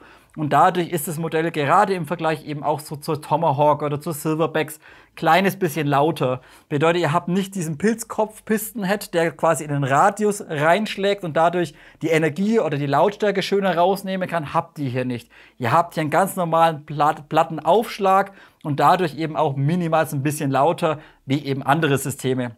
Und falls jetzt einer sich denkt, naja gut, da kann man bestimmt irgendwie eine Airbrake nachrüsten oder sowas, könntet ihr natürlich, aber wie gesagt, ihr habt nur ein Volumen von 2,3:1. Das ist sehr wenig für ein Federdruckmodell. Und wenn ihr da eine Airbrake installiert, habt ihr noch weniger Volumen. Da braucht ihr kein Federdruckmodell. Da greift ihr so eine SAEG mit einem 200 mm Lauf, das gleiche letztendlich. Also wie gesagt, Thema Volumen vorhin schon angesprochen. Airbrake, Lautstärke. Wie gesagt, gibt es auch anderes, kostet aber natürlich meistens deutlich mehr. Dann lasst uns auch heute noch ein paar kleine Nahaufnahmen machen, das ein oder andere Detail einfangen. Das meiste habe ich euch vorhin bei den allgemeinen Informationen schon angesprochen. Hier fangen wir erstmal vorne noch mal ganz kurz an. Wie gesagt, das Rohr, tippitoppi, gibt es nichts zu meckern. Hier, das hat ein bisschen Luft und klappert ein kleines bisschen. Ich meine, wenn ihr dann Trageriemen wirklich dran festmacht an dem Zinkteil, dann wird es wahrscheinlich nicht mehr ganz so rumklappern. Aber wie gesagt, hätte man vielleicht auch noch ein bisschen fixieren können. Aber nichts Gravierendes auf jeden Fall. So, dann Hop-Up zeige ich euch auch noch kurz im Detail. Haben wir jetzt zwar schon drüber gesprochen, aber ihr habt hier oben drüber eben diese Abdeckung aus Kunststoff, wird letztendlich auf dem Auto aufgeklipst und könnt ihr dann mit dem Daumen oder mit dem Finger nach vorne schieben und öffnen. Und dann, voilà, habt ihr hier innen drin euer Hop-Up-Einstellrädchen. Und das ist rein vom Einstellen absolut geil. Bedeutet einfach hergehen, schön gerändelt, ihr habt Zahlen drauf, ihr habt eine Skala drauf. Und stellt hier einfach sehr, sehr fein und präzise den Hop ein. Also das funktioniert wirklich vom Einstellen wirklich hervorragend. Wenn ich nicht die Ausreißer jedes Mal oder den Rechtsstrahl letztendlich drauf gehabt hätte, wäre das ein riesengroßer Pluspunkt geworden. Also Hop-Up, wie gesagt, vom Einstellen her super umgesetzt, klasse. Vielleicht einen kleinen Punkt, das habe ich euch noch gar nicht gesagt, aber natürlich auch wie bei der alten Version habt ihr natürlich auch vom Schützen aus auf der linken Seite hier oben diesen kleinen roten Indikator, ob jetzt Magazin noch voll ist oder ob das Magazin leer ist. Bedeutet, der kommt dann letztendlich raus und könnt da hinten wunderbar einmal beobachten oder sehen, ob eben noch eine BB drin ist oder nicht mehr. Also auch hier letztendlich dieser kleine Magazinindikator letztendlich. Der gesamte Schaft ist dann wie bei der alten Version auch komplett aus Polyamid-Kunststoff gefertigt, also kein ABS. Fühlt sich auch von der Haptik her sehr gut an, muss ich sagen. Bedeutet schön strukturiert, schön griffig das Ganze. Er knarzt nicht, ihr könnt ihn nicht irgendwie zusammendrücken oder sowas. Das passt also vom Material und von der Haptik, passt es wirklich klasse. Von der Verarbeitungsqualität, ja, Durchschnitt muss man sagen. Bedeutet, gerade wenn ihr unten mal drauf schaut, ihr habt halt wirklich komplett einmal außenrum ein kleines bisschen so ein Versatz drin, so scharfe Kanten, kann man aber, glaube ich, für den Preis noch in Kauf nehmen. Also das würde ich jetzt nicht irgendwie kritisch sehen, denn wie gesagt, letztendlich vor 2 oder 3 Wochen diese Tomahawk von ICS, die war vom Schaft wirklich perfekt umgesetzt, da habt ihr gar nichts gehabt irgendwie, von der Qualität war hervorragend. Das Ding kostet halt 600, das Ding kostet 400. Muss man halt ein bisschen in Kauf nehmen, aber wie gesagt, hier einfach rechnet damit, dass ihr überall so ein bisschen so Spritzgussnasen oder halt so Kanten überall ein bisschen drin habt letztendlich. So, dann der gesamte Receiver, wie vorhin schon angesprochen, oder Gehäuse, ist komplett CNC gefertigt, wie bei der alten Variante auch, aus Aluminium, tippitoppi, super Qualität, sitzt auch hervorragend im Schaft dann drin, wird innen drin nochmal über ein großes Zinkgehäuse letztendlich ja, verbunden sozusagen, wo auch die Schrauben drin sind. Bedeutet auch die Schrauben, wenn ihr das Ganze zusammenbaut, die fallen euch nicht irgendwie da hinten raus, sondern die bleiben im Schaft drin stecken. Das finde ich sehr geil. Bedeutet auch, wenn ihr es auseinanderbaut und für den Transport vielleicht zerlegen müsst, ihr müsst euch keine Sorgen machen, dass die Schrauben verloren gehen, denn die bleiben einfach im Schaft drin. Finde ich geil, gebe ich vielleicht einen Pluspunkt heute. Nee, im Allgemeinen, ich finde den Schaft, haben sie gut umgesetzt, da wird es heute vermutlich einen Pluspunkt dafür geben. So, wie gesagt, nochmal zurückzukommen zum Gehäuse, Aluminium, CNC gefertigt, war aber letztendlich bei der alten Version auch schon der Fall. Andere weitere Bauteile, wie der Block hier hinten, ist letztendlich aus Zinkguss gefertigt. Innen drin das Gehäuse aus Zinkguss, Abzugsgruppe aus Zinkguss. Also wie gesagt, hier, ja, das Gehäuse ist von der Qualität super. Innen drin hat man letztendlich nur, ja, in Sear und den Triggers hier aus Stahl gefertigt. Der Rest ist halt Standard China Zinkguss. Dann einen weiteren kleinen Punkt seht ihr hier hinten, wenn ich sie mal euch so herdrehe vielleicht. Warte mal, ich mache mal den Erddorn weiter runter. Ach, komm. Ja, so jetzt da. Hier hinten habt ihr auch wieder diesen kleinen Ladeindikator. Bedeutet, wenn ihr repetiert, wenn der Piston gespannt ist, kommt hier hinten so ein kleiner roter Punkt raus. Das ist letztendlich einfach nur eine lange Stahlstange, die ja komplett durchgeht, von hinten gefedert wird. Und wenn der Piston dann repetiert wird, dann seht ihr das einfach hier hinten. Bedeutet, ihr seht da hinten direkt, ist das Ding jetzt gespannt oder ist es nicht gespannt. Also hier so ein kleines Gimmick, finde ich ebenfalls hervorragend. Der Zylinder innen drin ist ein kompletter Edelstahlzylinder, das schauen wir uns später bei den Internals an und wie vorhin jetzt eben schon öfters angesprochen, das Modell geht halt ein kleines bisschen schwerer zu repetieren im Vergleich zu anderen. Auch diese Schlagkante hinten habe ich euch schon angesprochen, da nutzt sich das Material relativ schnell ab, aber auch das zeige ich euch später nochmal im ausgebauten bzw. im demontierten Zustand. Vielleicht ganz witzig, eine kleine Ergänzung vielleicht noch. Das habe ich damals bei der ersten Version euch falsch erklärt oder sogar falsch gesagt. Der gesamte Zylinder wird ja hier unten drin über den Spring Guide Stopper gehalten. Bedeutet, hier unten drin ist der Spring Guide Stopper. Und da habe ich euch damals gesagt, boah, das geht ja voll schwer, das funktioniert bei mir ja gar nicht. So, ihr habt aber jetzt gesehen, das geht hier bei der Version schon deutlich leichter raus, aber da hat mir der Axel einen recht coolen Trick gezeigt. Wenn das nächste Mal wieder schwer gehen sollte oder bei euch schwer gehen sollte, den nach unten zu bringen, dann drückt ihr hier einfach mit dem Daumen drauf, zu den Zylinder ein kleines bisschen zurück und während ihr den so ein Stück repetiert habt, drückt ihr unten mit dem Daumen und lasst ihn einfach schnalzen. Und durch den Aufprall dann rutscht der Spring Guide Stopper komplett einmal raus und ihr könnt dann hergehen und könnt zum Beispiel den Zylinder für eine Wartung komplett nach hinten einmal aus dem System entnehmen. Hier könnt ihr vielleicht jetzt noch mal ganz kurz schön die Abnutzung ein bisschen erkennen. So kann ich es, glaube ich, gut einfangen. Schaut mal hier hinten die Fläche. Das meine ich eben die ganze Zeit. Hier schrubbt ihr und rubbelt ihr die ganze Zeit übers Alu drüber. Und das sammelt sich einfach ein kleines bisschen so die Späne oder der Abrieb ein kleines bisschen. So, um den Zylinder wieder einzusetzen, wenn ihr dann eine Wartung gemacht habt oder neu geschmiert habt, einfach wieder reinschieben, das Ganze nach hinten. Einmal den Abzug betätigen, dass das hier wegklappen kann. Dann schiebt ihr den einfach wieder rein, zack, arretiert den Kammerstängel und drückt dann von hier unten den Spring Guide Stopper wieder kräftig, also wirklich kräftig, wieder in das System rein. So, zack, und dann ist das Ganze wieder arretiert. Also das ist benutzerfreundlich, wer mal, wie gesagt, reinigen möchte, nachschmieren möchte, einwandfrei, können wir nicht meckern, das passt soweit. So, und der letzte Punkt, den ich euch in der Nahaufnahme noch zeigen möchte, das ist eben hinten das Scharnier vom Schaft. Bedeutet, dieser gesamte Block hier mit der Aufnahme von Trageriemen vom Schützenhaus auf der rechten Seite, der ist eben komplett aus Zinkguss gefertigt. Der hat wirklich sehr wenig Toleranz oder ist wirklich schon recht passgenau gefertigt. Aber dennoch, ich weiß jetzt nicht, ob das besser ginge, aber auch dennoch habt ihr halt in dem gesamten Schaft leider ein bisschen Spiel drin. Wie gesagt, ich wüsste nicht, wie sie es hätten besser machen können oder sollen. Vielleicht ist es einfach bauartbedingt bei dem L96, bei diesen Klappsystemen, dass der halt ein kleines bisschen, wackeln kann. Ich finde es jetzt nicht so gravierend. Wie gesagt, wäre es natürlich fester gewesen, wäre es perfekt. Aber wie gesagt, nichts Gravierendes, denn ich finde den Schaft an sich dennoch sehr gut, muss ich sagen. Wie gesagt, ein kleines bisschen Spiel halt in dem Scharnier drin. Und daher das Ganze natürlich nur aus Zinkguss ist und ihr das, sage ich mal, öfters mal ein- und ausklappt, vielleicht für den Transport, dann müsst ihr halt auch vielleicht damit rechnen, dass das Material ein bisschen nachgibt auf Dauer. Bedeutet, es kann vielleicht sein, dass nach einem Jahr das Spiel sogar noch mal ein kleines bisschen höher oder ein kleines bisschen größer wird, wie es jetzt hier out of the box der Fall ist. Gut, Leute, dann lasst uns weitermachen mit den Internals bzw. mit den einzelnen Komponenten. Da hat sich natürlich zu der MK1 damals relativ wenig geändert. Ich möchte es dennoch im Detail mit euch durchsprechen, denn auch ich habe mein altes Review nochmal angeschaut und musste auch da feststellen, gut, man lernt natürlich auch immer wieder dazu, aber musste einfach feststellen, dass ich auch zu dem Zeitpunkt vielleicht ein bisschen mehr Informationen vermittelt hätte können. Dementsprechend ergänzen wir das Ganze und machen es einfach nochmal frisch.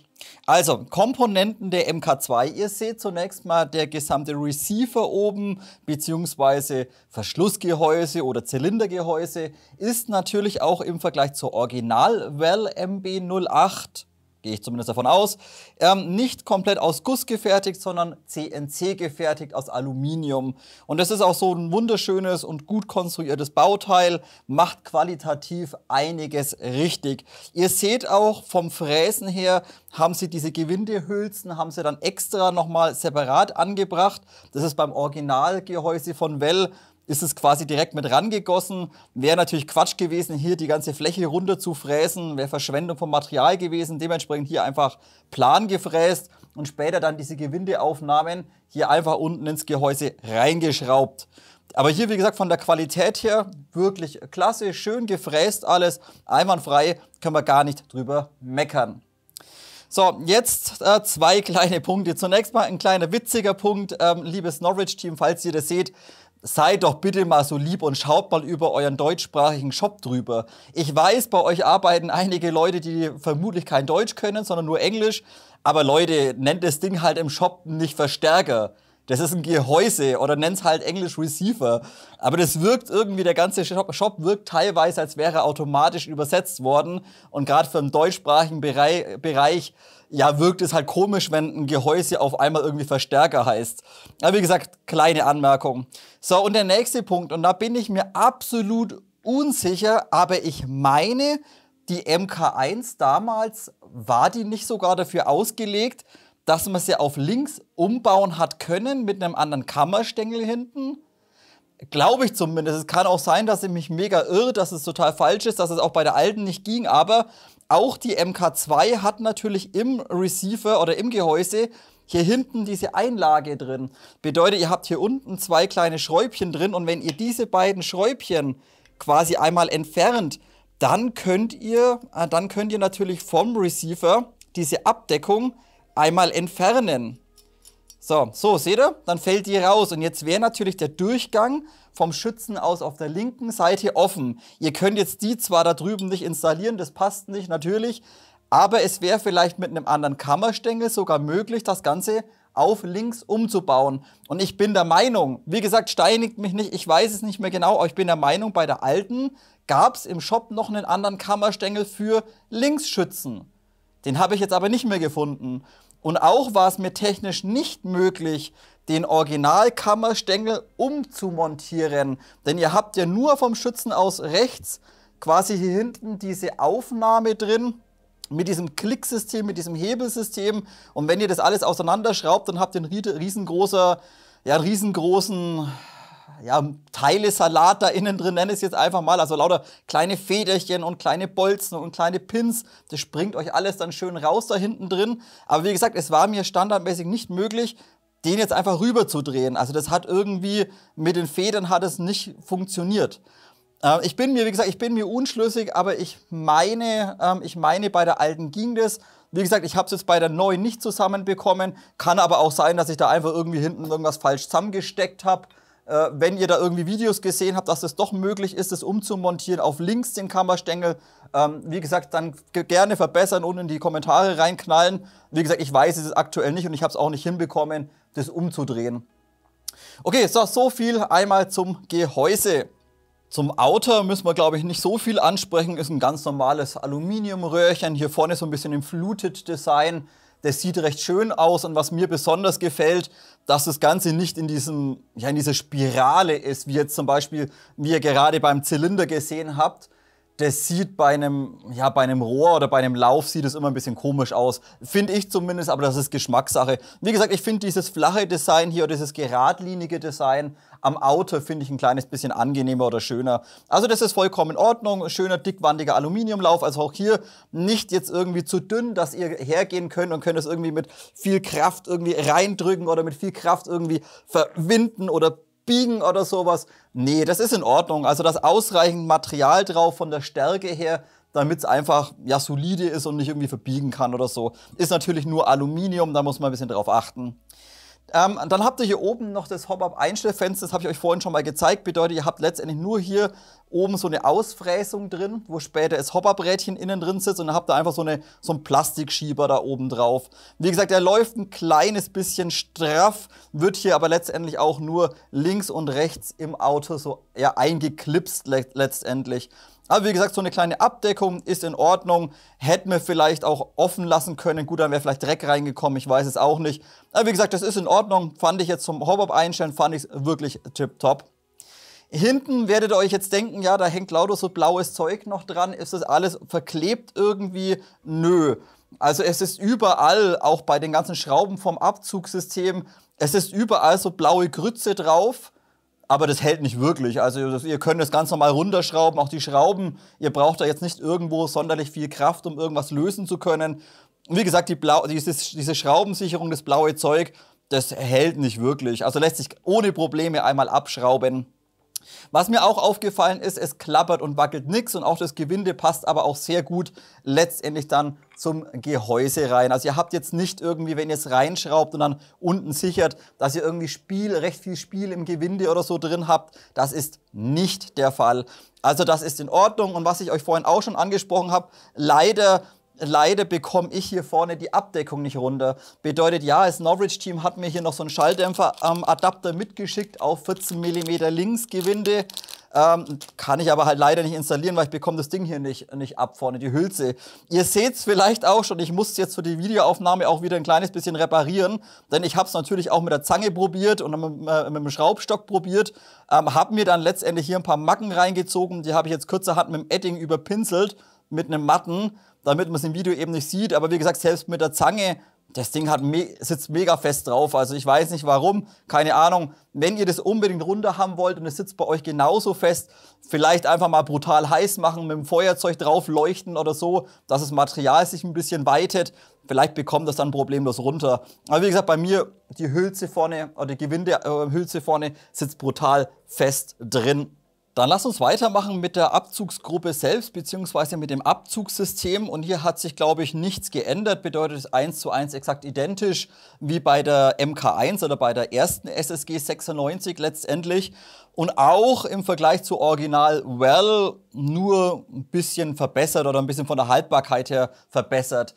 Denn ihr seht, was mich wieder ein kleines bisschen stört, ich weiß, ich reg mich über sowas recht gern auf, aber bei der Marketingabteilung werden wieder teilweise Versprechungen gemacht im Shop oder wird was wieder, ja, Mods beworben, was eigentlich nicht der Fall ist. Bedeutet, wenn ihr mal die SSG 96 aufruft, die MK2 und dann mal im Shop runterscrollt, da kommt genau in der Mitte kommt so ein fetter Banner, Full CNC. Ja, habe ich vielleicht vorhin schon kurz angesprochen. Ja, das ist super, das Gehäuse ist CNC gefräst, wirklich klasse.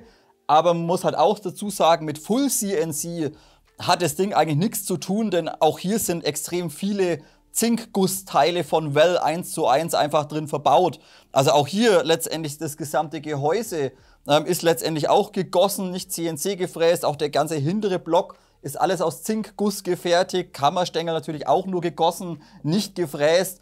Also würde ich jetzt nicht unbedingt als Full CNC bewerben. Ja, das Gehäuse oder der Receiver ist CNC, aber der Rest ist halt auch Standard Zinkguss letztendlich. Aber gut, wie gesagt, kann man drüber schwätzen, muss man aber letztendlich nicht. So, wo wir mal stehen geblieben? Das gesamte Abzugssystem, wie gesagt, vermutlich exakt identisch. Also ich habe jetzt keine Unterschiede festgestellt. Ich habe aber auch keine SSG 96 in der ersten Version mehr da, um das vergleichen zu können. Aber man kann hier definitiv nicht großartig schimpfen. Wie gesagt, das Gehäuse ist Standard, müsste wie gesagt von Well letztendlich sein. Komplett aus Guss, aus Zinkguss, einmal außenrum, einfach Gehäuseabdeckung links, rechts. Und dann habt ihr aber jetzt im Vergleich zur Original Well natürlich 90-Grad-System drin aus Stahl. Bedeutet, euer Sear hier oben, dieses Bauteil ist aus Stahlguss gefertigt und ebenfalls der lange Trigger-Sear hier runterwärts ist ebenfalls aus Stahlguss gefertigt. Nur der Abzug, der ist nicht aus Stahl, der müsste aus Zink oder Alu sein. Das könnte sogar Alu sein. Aber gut, das macht den Bock nicht fett jetzt, ob der aus Alu oder aus Zink ist. Auf jeden Fall die belastenden Bauteile, quasi hier die Kante und hier unten die Kanten, das ist komplett einmal aus Stahl gefertigt. Und dementsprechend, wie gesagt, von der Haltbarkeit her tipptopp, können wir nicht schimpfen. Für Einsteiger, was ist denn das jetzt hier übrigens? Was ist das? Cool, das ist mir neu. Da ist irgendwas wo weggeplatzt, Moment. Ah, okay. Interessant. Sieht aus wie ein kleiner Splitter vom Zinkgussgehäuse. Könnte aber auch bloß Lack oder so sein. Naja, auf jeden Fall, irgendwas ist hier abgeplatzt. Keine Ahnung, sehe ich jetzt auch gerade zum ersten Mal. So, also wie gesagt, Bauteile aus Stahl gefertigt, 90 Grad. Und dementsprechend, wenn ihr in dem Ding 3 Joule spielt, absolut keine Probleme. Das Zeug hält euch problemlos stand. Vom Abzugssystem selbst fand ich aber jetzt zum Beispiel diese Kopie, kann man eigentlich sagen, in der SSG 10 von dem Bulltrix-System fand ich rein vom Volumen her etwas besser wie jetzt das L96 bzw. SSG 96-System. Und hier gehe ich gerade darauf ein, auf die Konstruktion des Sears. Bedeutet hier oben, das ist natürlich euer Sear, hier hakt später hinten der Piston letztendlich ein. Und wer sich im Federdruckbereich ein bisschen auskennt, der weiß ja, Volumen ist letztendlich alles. Und vielleicht habe ich es euch vorhin schon angesprochen, das Modell hat leider sehr wenig Volumen für ein Scharfschützengewehr bzw. für ein Federdruckmodell.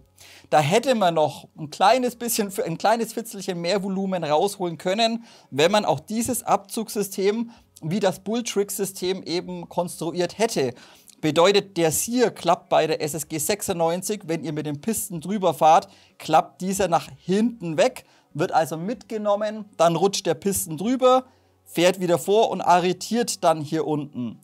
Dadurch verliert ihr aber nach hinten natürlich ein kleines bisschen, wie soll ich sagen, ein bisschen Hub. Also ihr legt mit dem Zylinder dadurch mehr Weg zurück, wie ihr eigentlich benötigen würdet. Bei einem Bulltrix-System oder halt auch das System in der SSG 96, wo sie es nachgebaut haben, da fährt der Sear quasi direkt hoch und runter. Und dementsprechend verschenkt ihr nach hinten keine Luft und keinen Weg. Wie gesagt, wäre eine kleine Option gewesen, aber dann hätte man natürlich die gesamte Abzugsgruppe komplett neu entwickeln müssen. Wäre wahrscheinlich dann noch deutlich teurer gekommen. Aber wie gesagt, das ist in Ordnung von der Haltbarkeit her und auch der Abzug, ich habe es euch vorhin gesagt, ist nicht zu schwer oder so. Er ist aber auch jetzt nicht sonderlich knackig. Bedeutet, er ist ein bisschen butterig, wenn ihr wisst, was ich damit sagen will. Also er ist einfach weich. Ihr drückt einfach durch und das Ding löst einfach aus. Wie gesagt, so ein kleiner Druckpunkt noch ein bisschen, so ein bisschen crispy hätte er gerne sein können, aber es funktioniert sauber und es ist auch haltbar. So, und dann haben wir eben noch den Spring Guide Stopper unten drin. Der wird hier unten einmal reingeschoben später, um eben die Feder bzw. den Spring Guide hinten zu stützen. Liegt hier unten drin, da hat sich nichts geändert. Der ist aus Stahl gefertigt und die Druckplatte hier unten aus Aluminium. Habe ich euch vorhin schon gezeigt mit diesem kleinen Trick, der mir der Axel mir gezeigt hat. Ein bisschen Zylinder nach hinten runterdrücken, Zylinder schnalzen lassen und dann bekommt er den raus. Denn standardmäßig sitzt auch dieser brutal fest in dem System drin und wird hier unten über diese komisch drin liegende Feder letztendlich gehalten. Bedeutet, das hakt hier, die vordere Spitze von der Feder hakt hier letztendlich an dieser Nut von dem Spring Guide Stopper, hakt die letztendlich ein. Wie gesagt, vorhin schon kurz erklärt, wer es verpasst hat, einfach zurückspulen. So, und vielleicht der letzte Punkt von der Abzugsgruppe, wenn ihr euch das so anschaut, ihr habt hier natürlich keine Möglichkeit, irgendwie den Abzugsweg einzustellen, irgendwie zu reduzieren mit Gewindestiften, ist hier leider nicht möglich. Hätte man vielleicht auch noch irgendwie ein paar Schräubchen anbringen können, aber gut, hey, solange das Zeug funktioniert, vollkommen in Ordnung. Wenn wir dann die Abzugsgruppe wieder zusammengebaut haben und am Receiver oder am Gehäuse installieren, ist mir nur letztendlich ein kleiner Punkt aufgefallen. Und zwar wird hier die Abzugsgruppe und das Gehäuse ja nicht fest miteinander verbunden. Bedeutet, wir haben das gleiche Problem teilweise bei VSR-Modellen, dass wenn zu viel Last auf die Trigger-Unit draufkommt oder auf den Sear, dann lastet das immer alles nur auf diesen kleinen Mini-Schräubchen. Einmal vorne eine Schraube, einmal hinten eine Schraube. Wäre vielleicht von der Konstruktion besser gewesen, wenn man diese Fräsung hier oder diese Kante, wenn man die ein bisschen weiter hintergezogen hätte und die minimal ein bisschen weiter vor, damit das ganze Gehäuse hier unten oder die Abzugsgruppe schön press in dieser Fräsung drin sitzen würde, dann hätte man doch so einen gewissen Anschlag. So ist es halt wieder der Fall. Wie gesagt, das kann hier sehr viel rumwackeln und rumschwabbeln in der Fräsung und dadurch kommt halt wirklich die Last nur auf diese kleinen Schräubchen drauf. Was ich euch dann vorhin bereits angesprochen hatte, jetzt aber noch mal kurz in der Nahaufnahme bzw. im Detail zeigen möchte, das ist wie bei der MK1 oder bei der ersten Variante auch wieder diese, ja, ich nenne es einfach Schlagkante. Bedeutet, ihr seht auch hier hinten so nach ca. 200, 250 Schuss. Ihr prügelt halt jedes Mal da hinten auf die Kante drauf. Bedeutet, wenn ihr den Kammerstängel nach vorne fahrt, wenn ihr den Kammerstängel nach vorne fahrt, beziehungsweise den Zylinder, schlagt ihr eigentlich immer hier seitlich. Hier hört es vielleicht auch ein kleines bisschen. Ja, ihr schlagt dann immer irgendwie auf diese Kanten da hinten drauf und dadurch gibt es natürlich hier unten Abrieb, also hier nutzt sich das Metall oder ja, nutzt sich das Material ab und eben auch hier oben nutzt sich eben auch das Aluminium entsprechend ab. Und was mir jetzt eben gerade noch aufgefallen ist, auch wenn ihr hier oben mal reinschaut, ich hoffe, das kann man ein bisschen erkennen im Video, da wo unten die Schraube quasi drin sitzt, in diesem Kanal, da sind lauter kleine Späne drin. Also ich weiß jetzt nicht, ob das die Späne sind jetzt hier von dem Alu. Ich gehe eher davon aus, dass das Späne entweder von dem Gewinde unten sind, vom Schraube reinschrauben, oder aber, dass das Späne hier seitlich irgendwie von dieser Führung hier sind. Und wie gesagt, hier sammelt sich da ein kleines bisschen Abrieb. Wie gesagt, hier eben wie bei der MK1 ein kleines bisschen beachten, hatte die alte ebenfalls.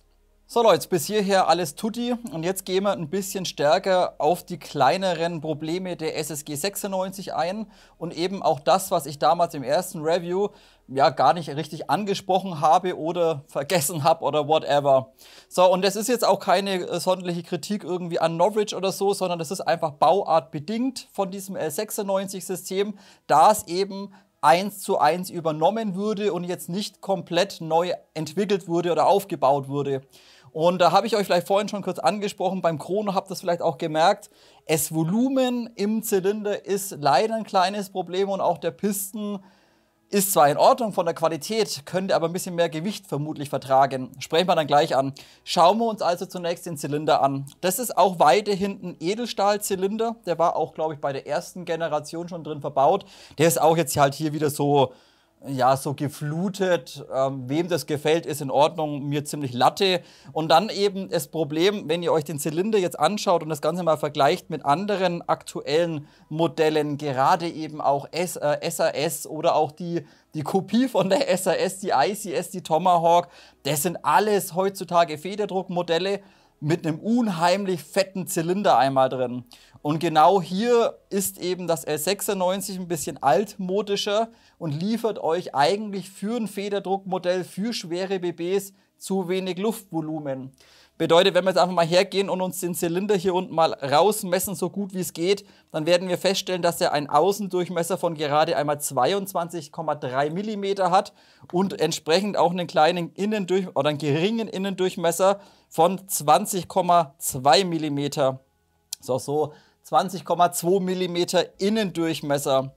Wenn wir jetzt das Ganze mal berechnen und uns den Hub anschauen, wir haben übrigens eine gesamte Hublänge von 90 mm, dann eben der Innendurchmesser mit 20,2 mm, ergibt das Ganze ein Verhältnis vom Volumen von 2,3:1.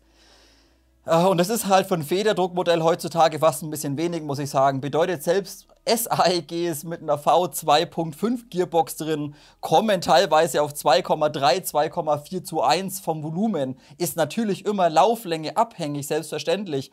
Aber wie gesagt, andere Federdruckmodelle heutzutage liefern mindestens 3:1, 3,5:1 oder sogar die Tomahawk sogar 4:1. Und das spiegelt sich eben, wie vorhin schon kurz angesprochen, das spiegelt sich eben auch bei dem Kraftaufwand des Repetierens wieder. Bedeutet, um hier überhaupt auf diese 2,7 Joule zu kommen, benötigt man aufgrund des geringen Volumens, benötigt man einfach deutlich mehr Kraft im Arm, um eben diese Feder zu spannen bzw. zu repetieren.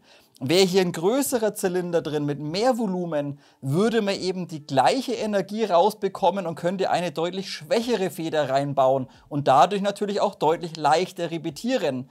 Also wie gesagt, das ist ein bisschen meiner Meinung nach ein Problem allgemein von diesem L96-System, dass einfach der Zylinder relativ klein ist und eigentlich fast zu wenig Volumen für sehr, sehr schwere BBs liefert. Das ist für 0,3, 0,32 Gramm oder 0,36, ja, es ist ausreichend. Aber ihr habt es auch vorhin im Chrono gesehen, mit 0,45 Gramm, ihr kommt nicht höher. Bedeutet, die Energie nimmt jetzt nicht irgendwie stark zu, sondern ist relativ gleichbleibend, ob ihr da jetzt 0,32 reinstopft, 0,4 reinstopft. Sie creept euch also nicht. Das wiederum sagt euch eigentlich, dass ihr ein bisschen zu wenig Luft drin habt. Denn im Regelfall, wenn ihr noch Hop drauf gebt, also dementsprechend Leistung verlieren würdet sozusagen, müsste eigentlich die Energie, wenn es viel Volumen da ist, ansteigen. Wie gesagt, vergleicht es einfach gerne mal mit anderen Modellen im Review, schaut euch die Chrono-Tests einfach nur an und da werdet ihr einfach merken, dass die Differenz von 0,3 Gramm zu 0,45 Gramm BBs deutlich stärker ist. Bedeutet, da seid ihr teilweise um 0,3 Joule höher im Vergleich zur SSG 96. Also hier, wie gesagt, nichts Gravierendes, auch die Qualität vom Zylinder vollkommen in Ordnung, schön aus Edelstahl gefertigt und auch sehr gut umgesetzt, muss ich sagen. Die hintere Arretierung am Zylinder, der Zapfen hinten raus, ja, das da hinten ist alles Zinkguss, habe ich vorhin schon kurz angesprochen. Kammerstängel ist aus Stahlguss gefertigt. Aber die Arretierung hinten ist gut umgesetzt, bedeutet, da wurde hinten in den Zylinder erst ein Gewinde reingeschnitten, dann wurde das Endstück, der Zapfen, reingeschraubt und abschließend nochmal verstiftet oder verblombt. Bedeutet, ihr habt nicht das Problem wie bei anderen Herstellern oder bei anderen Zylindern, wenn das Ganze nur verblombt ist, dass das auf Dauer einfach unheimlich anfängt, da hinten alles zu wackeln. Ist hier nicht der Fall, da eben hinten zuerst mit dem Gewinde reingeschraubt. Also das ist qualitativ gut umgesetzt und auch von den Maßen her, wenn ihr auch mal bei der Fräsung euch hier die Maße nehmt, das ist alles ziemlich gleichbleibend. Bedeutet, ihr habt jetzt hier keine riesengroßen Abweichungen im Durchmesser, dass irgendwie der Zylinder bei der Fräse aufklafft. Das war ja damals, glaube ich, eine kleine Kinderkrankheit bei der SSG 10, dass quasi genau hier bei der Fräsung der Zylinder einfach größer wurde, da ja eben das Material auseinandergedrückt wurde beim Fräsen. Hier nicht. Also das ist sauber umgesetzt und wie gesagt aus Edelstahl gefertigt. Ein letzter kleiner Punkt zum Thema Zylinder. Wenn ihr hier reinschaut in die Führung, seht ihr hier innen drin noch so eine kleine Edelstahlstange. wenn ihr es seht, das ist letztendlich der Firing Pin, der euch andeutet, ob das Ganze repetiert ist oder nicht. Bedeutet, ist einfach eine lange Stange, die geht bis nach hinten durch.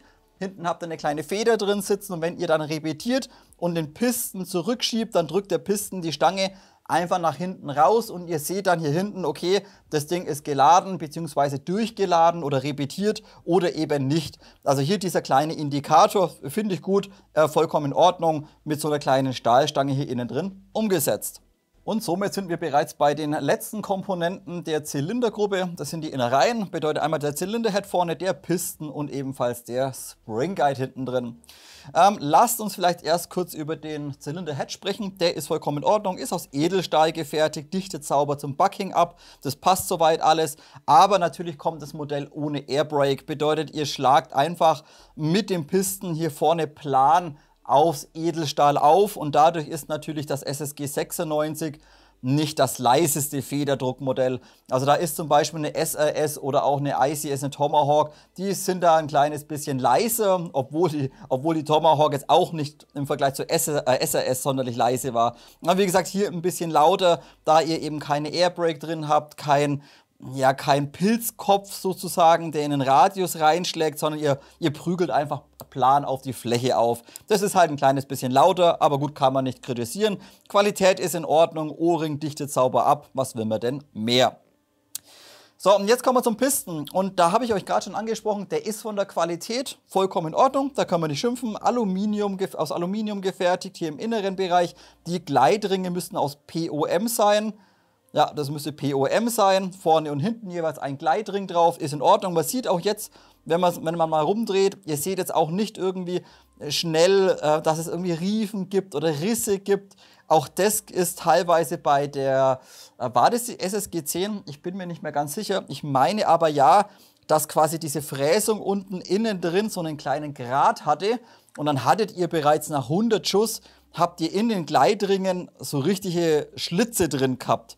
Ist hier bei dem Modell nicht der Fall. Ich habe es vorher mal kurz sauber gemacht und das ganze Fett runtergeputzt, aber das ist vollkommen in Ordnung. Wie gesagt, die sehen sogar noch aus wie neu. Also das ist tippitoppi und auch hinten die Aufnahme bzw. Arretierung für den Sear aus Edelstahl, 90 Grad Kante, ebenfalls tipptopp. So, und jetzt eben dann der Piston-Head vorne. Da seht ihr, das ist einfach so ein Gummiding, das sitzt relativ loose drauf, könnt ihr hier ein bisschen erkennen. Ist aber von der Umsetzung her in Ordnung, bedeutet die Luft geht hier in diesen Schlitz außen rein und drückt dann sozusagen die Wandung nach außen, damit das Ganze abdichtet. Wie gesagt, das funktioniert, auch die Chrono-Ergebnisse vollkommen in Ordnung, keine große Schwankung drin, nur eben halt vorne, wie gesagt, platte Fläche und ihr prügelt einfach flach drauf, plapp, plapp, plapp, plapp, plapp, dadurch halt ein bisschen lauter. So, und jetzt einen kleinen Punkt, den ich euch aber im Nachhinein jetzt dann noch ergänzen werde. Ich finde, der Piston ist zu leicht. Bedeutet, wir haben hier ein Pistengewicht von gerade einmal 29 Gramm.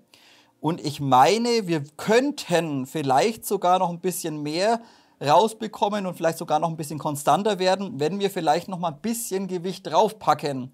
Das wiederum ist aber zum aktuellen Zeitpunkt nur eine Theorie. Ich werde jetzt im Anschluss den Piston noch ein kleines bisschen schwerer machen. Vielleicht muss ich mal gucken, was ich drauf bekomme. Vielleicht nochmal vielleicht 20 Gramm oder 25 Gramm oder sowas.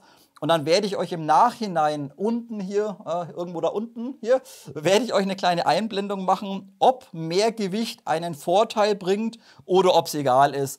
Und ich werde es natürlich auch im Fazit später nochmal ansprechen. Aber wie gesagt, das ist mir gerade noch eingefallen, das könnte ich vielleicht noch testen. Reiche ich euch natürlich nach.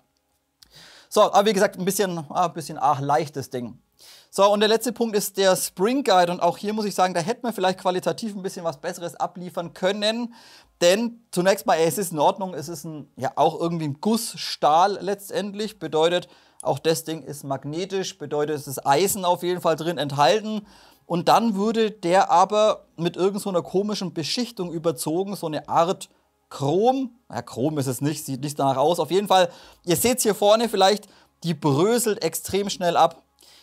Ich hoffe, das kann man sehen. So vielleicht, ein bisschen hingezoomt. Wenn ich den mal rumdrehe, seht ihr das? Die ganze Beschichtung hier, wo die Feder sich quasi, oder wo die Feder drüber rutscht hier vorne, da bröckelt die ganze oder platzt die ganze Beschichtung ab und diese Beschichtung hängt euch dann innen drin im Zylinder. Also da ist die Beschichtung, muss ich sagen, die ist wirklich sehr, sehr schlecht. Ich weiß jetzt auch nicht, warum man das Ganze beschichten muss. Hätten wir ganz normale Edelstahl genommen, dann hätten wir auf die Beschichtung verzichten können. Vermutlich ist es irgendwie eine andere Stahllegierung und vielleicht aufgrund des Rostschutzes haben sie irgendwie so eine Beschichtung drüber geballert. Aber wie gesagt, die hält dann nicht wirklich gut auf dem Material. Also hier qualitativ nicht das Gelbe vom Ei. Und der letzte Punkt ist, was ihr auch seht, der Spring Guide verfügt leider weder über ein Axiallager noch irgendwie über einen Gleitring oder einen Washer im hinteren Bereich und natürlich auch im inneren Bereich des Pistons. Da ist nichts drin, da ist kein Lager drin, da ist kein Gleitring drin, da ist kein Washer drin, gar nichts. Bedeutet, die Feder liegt euch auf dem blanken Material letztendlich auf und kann hier beim Aufziehen nicht rotieren. Vielleicht der eine oder andere weiß es ja, wenn ihr eine Feder komprimiert, dann dreht sich die Feder in sich. Und wenn ihr diese Drehung mit einem Lager, mit einem Axiallager oder zumindest mit einer Scheibe ausgleicht, dann geht das Repetieren leichtgängiger. Ist hier leider nicht der Fall. Bedeutet, ihr merkt es auch, wenn ihr dann hier aufzieht, dann will die Feder zwar drehen, aber die reibt und kratzt dann hier hinten schön über die Fläche drüber. Also auch hier wäre vielleicht so eine kleine Unterlegscheibe irgendwie aus POM oder aus Delrin, wäre vielleicht recht praktisch gewesen oder vielleicht sogar ein Axiallager, um eben auch hier den Repetiervorgang noch etwas leichtgängiger zu gestalten. Und wie gesagt, hier ein bisschen schade, hat man leider nicht dran gedacht. So, ihr Hübschen, und jetzt wird es natürlich wieder sehr umfangreich, denn wir machen abschließend die Königsdisziplin. Thema Hop-Up-System, habe ich vorhin schon kurz angesprochen, ist vom Einstellen her wirklich sehr gut umgesetzt, lässt sich super bedienen, schön feinfühlig das Ganze, aber auch von der technischen Seite und von den Schussergebnissen jetzt auch nicht wirklich das Beste. Bedeutet, ihr habt es vorhin vielleicht mitbekommen, wer es verpasst hat. Ich habe es an 3 Tagen probiert. Ich habe einen extra Tag rausgesucht, wo es wirklich mal windstill draußen war. Und dennoch hat das Modell immer nach rechts gezogen. Also ich musste die gesamte SSG 96 immer ganz leicht nach links neigen letztendlich, um die Flugbahn auszugleichen. Bedeutet, der Druckpunkt vom Hop war nie 100% mittig angesetzt und die BB sind immer Minimum, sage ich mal, Meter, 1,5 Meter ab 40, 50 Meter nach rechts weggedriftet. Wie gesagt, am Anfang bin ich stark davon ausgegangen, okay, blöden Tag erwischt, war mega windig draußen, abgebrochen, 3 Tage später wieder, war ein bisschen windstiller, wieder probiert, gleiches Problem gehabt, wieder ein paar Tage gewartet und dann war es wirklich mal ausnahmsweise mal schön, wo ich Zeit hatte und dennoch haben die BBs nach rechts gezogen. Dementsprechend lasst uns eben dieses ganze Hop-Up-System und den Lauf komplett im Detail durchsprechen, wie das Ganze umgesetzt wurde. Und warum ich mal wieder der Meinung bin, das wäre doch auch wieder besser gegangen oder anders gegangen. Gerade beim Punkt Kompatibilität. So, schauen wir uns zunächst mal den Grundaufbau an. Ihr habt es vorhin schon mitbekommen, ihr habt hier oben eben diesen Schieber, den Öffner da. Dann habt ihr hier unten drunter das Hopper-Rädchen, das ist dann das hier hinten. Und da könnt ihr richtig geil euren Hop sehr, sehr fein einstellen. Also rein vom Einstellen, von der Umsetzung her, wie man es erreichen kann, wie man das Hop-Up einstellt, wirklich tippitoppi, astrein kann man gar nicht schimpfen. So, jetzt aber der innere Aufbau oder bei der Konstruktion hat man meiner Meinung nach auch wieder ein bisschen was verpasst oder Geld gespart, eins von beiden.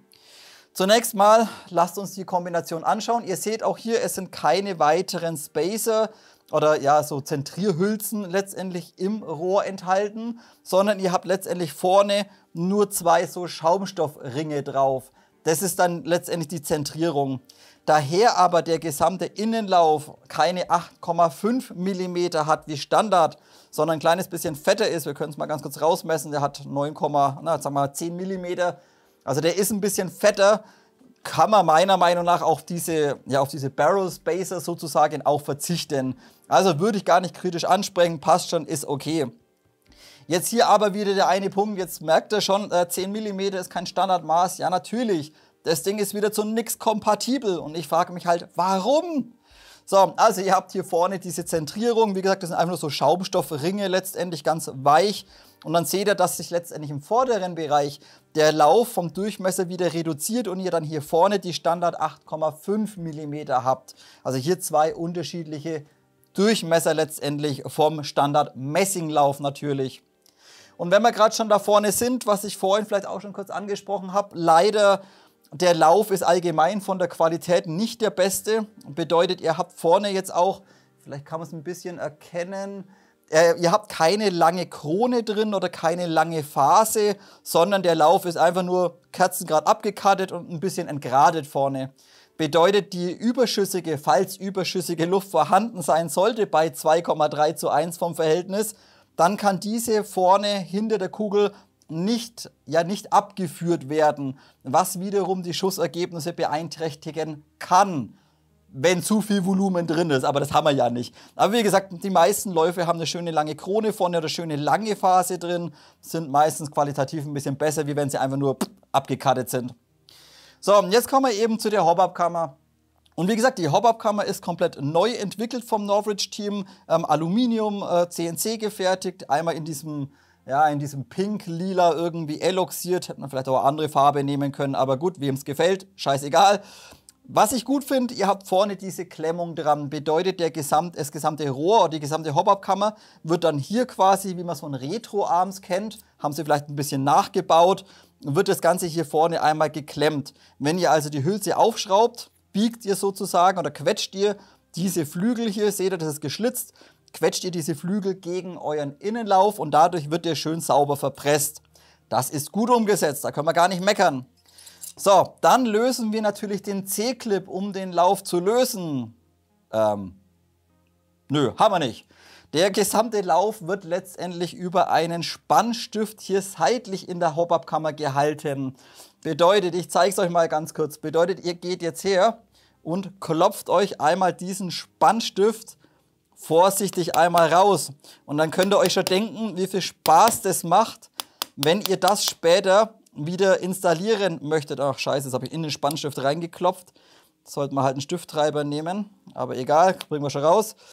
Na komm, jetzt geh raus.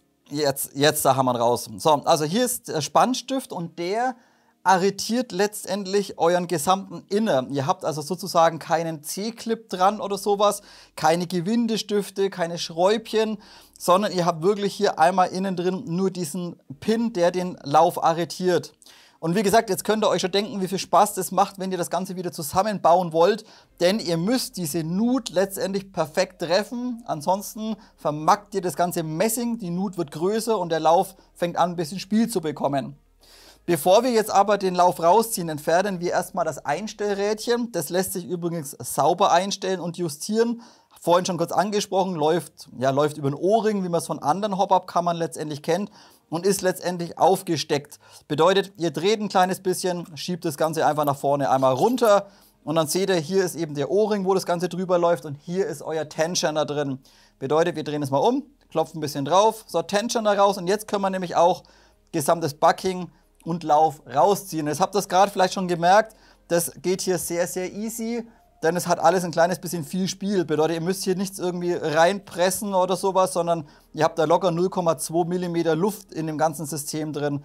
Bedeutet auch, wenn ihr jetzt den Lauf vorne haltet und hinten quasi das Bucking euch anschaut, dann hat die ganze Kammer hier ein kleines, oder hat das ganze Bucking hier ein kleines bisschen Luft drin. Aber wie gesagt, das ist, hätte vielleicht nochmal um 0,1 reduziert werden können, aber gut, das ist in Ordnung. Wie gesagt, es passt leichtgängig zusammen. So, über Tensioner müssen wir dann gleich sprechen. Wir müssen uns aber erstmal weiterhin über den Lauf unterhalten. So, jetzt habt ihr hier eben, das ist eure ganze Arretierung. Ihr habt ja also einfach so eine kleine Nut drin, so eine Halbrunde, wo letztendlich dieser Pin reingeklopft wird. So, und wenn ihr euch das Ganze anschaut, das Ding ist wieder zu nix kompatibel. Gar nichts. Ihr seid darauf angewiesen, diesen doch relativ günstigen, vermutlich Well-Messinglauf zu verwenden. Und ihr könnt nicht mal hergehen und einen anständig qualitativ hochwertigen Edelstahllauf euch reinknallen. Da wird zu nichts kompatibel. Warum, Leute? Muss das denn sein? So, kleines Beispiel, warum ich der Meinung bin, der Lauf ist nicht gut. Wie gesagt, ich gehe immer noch stark davon aus, dass das Ganze von Well kommt.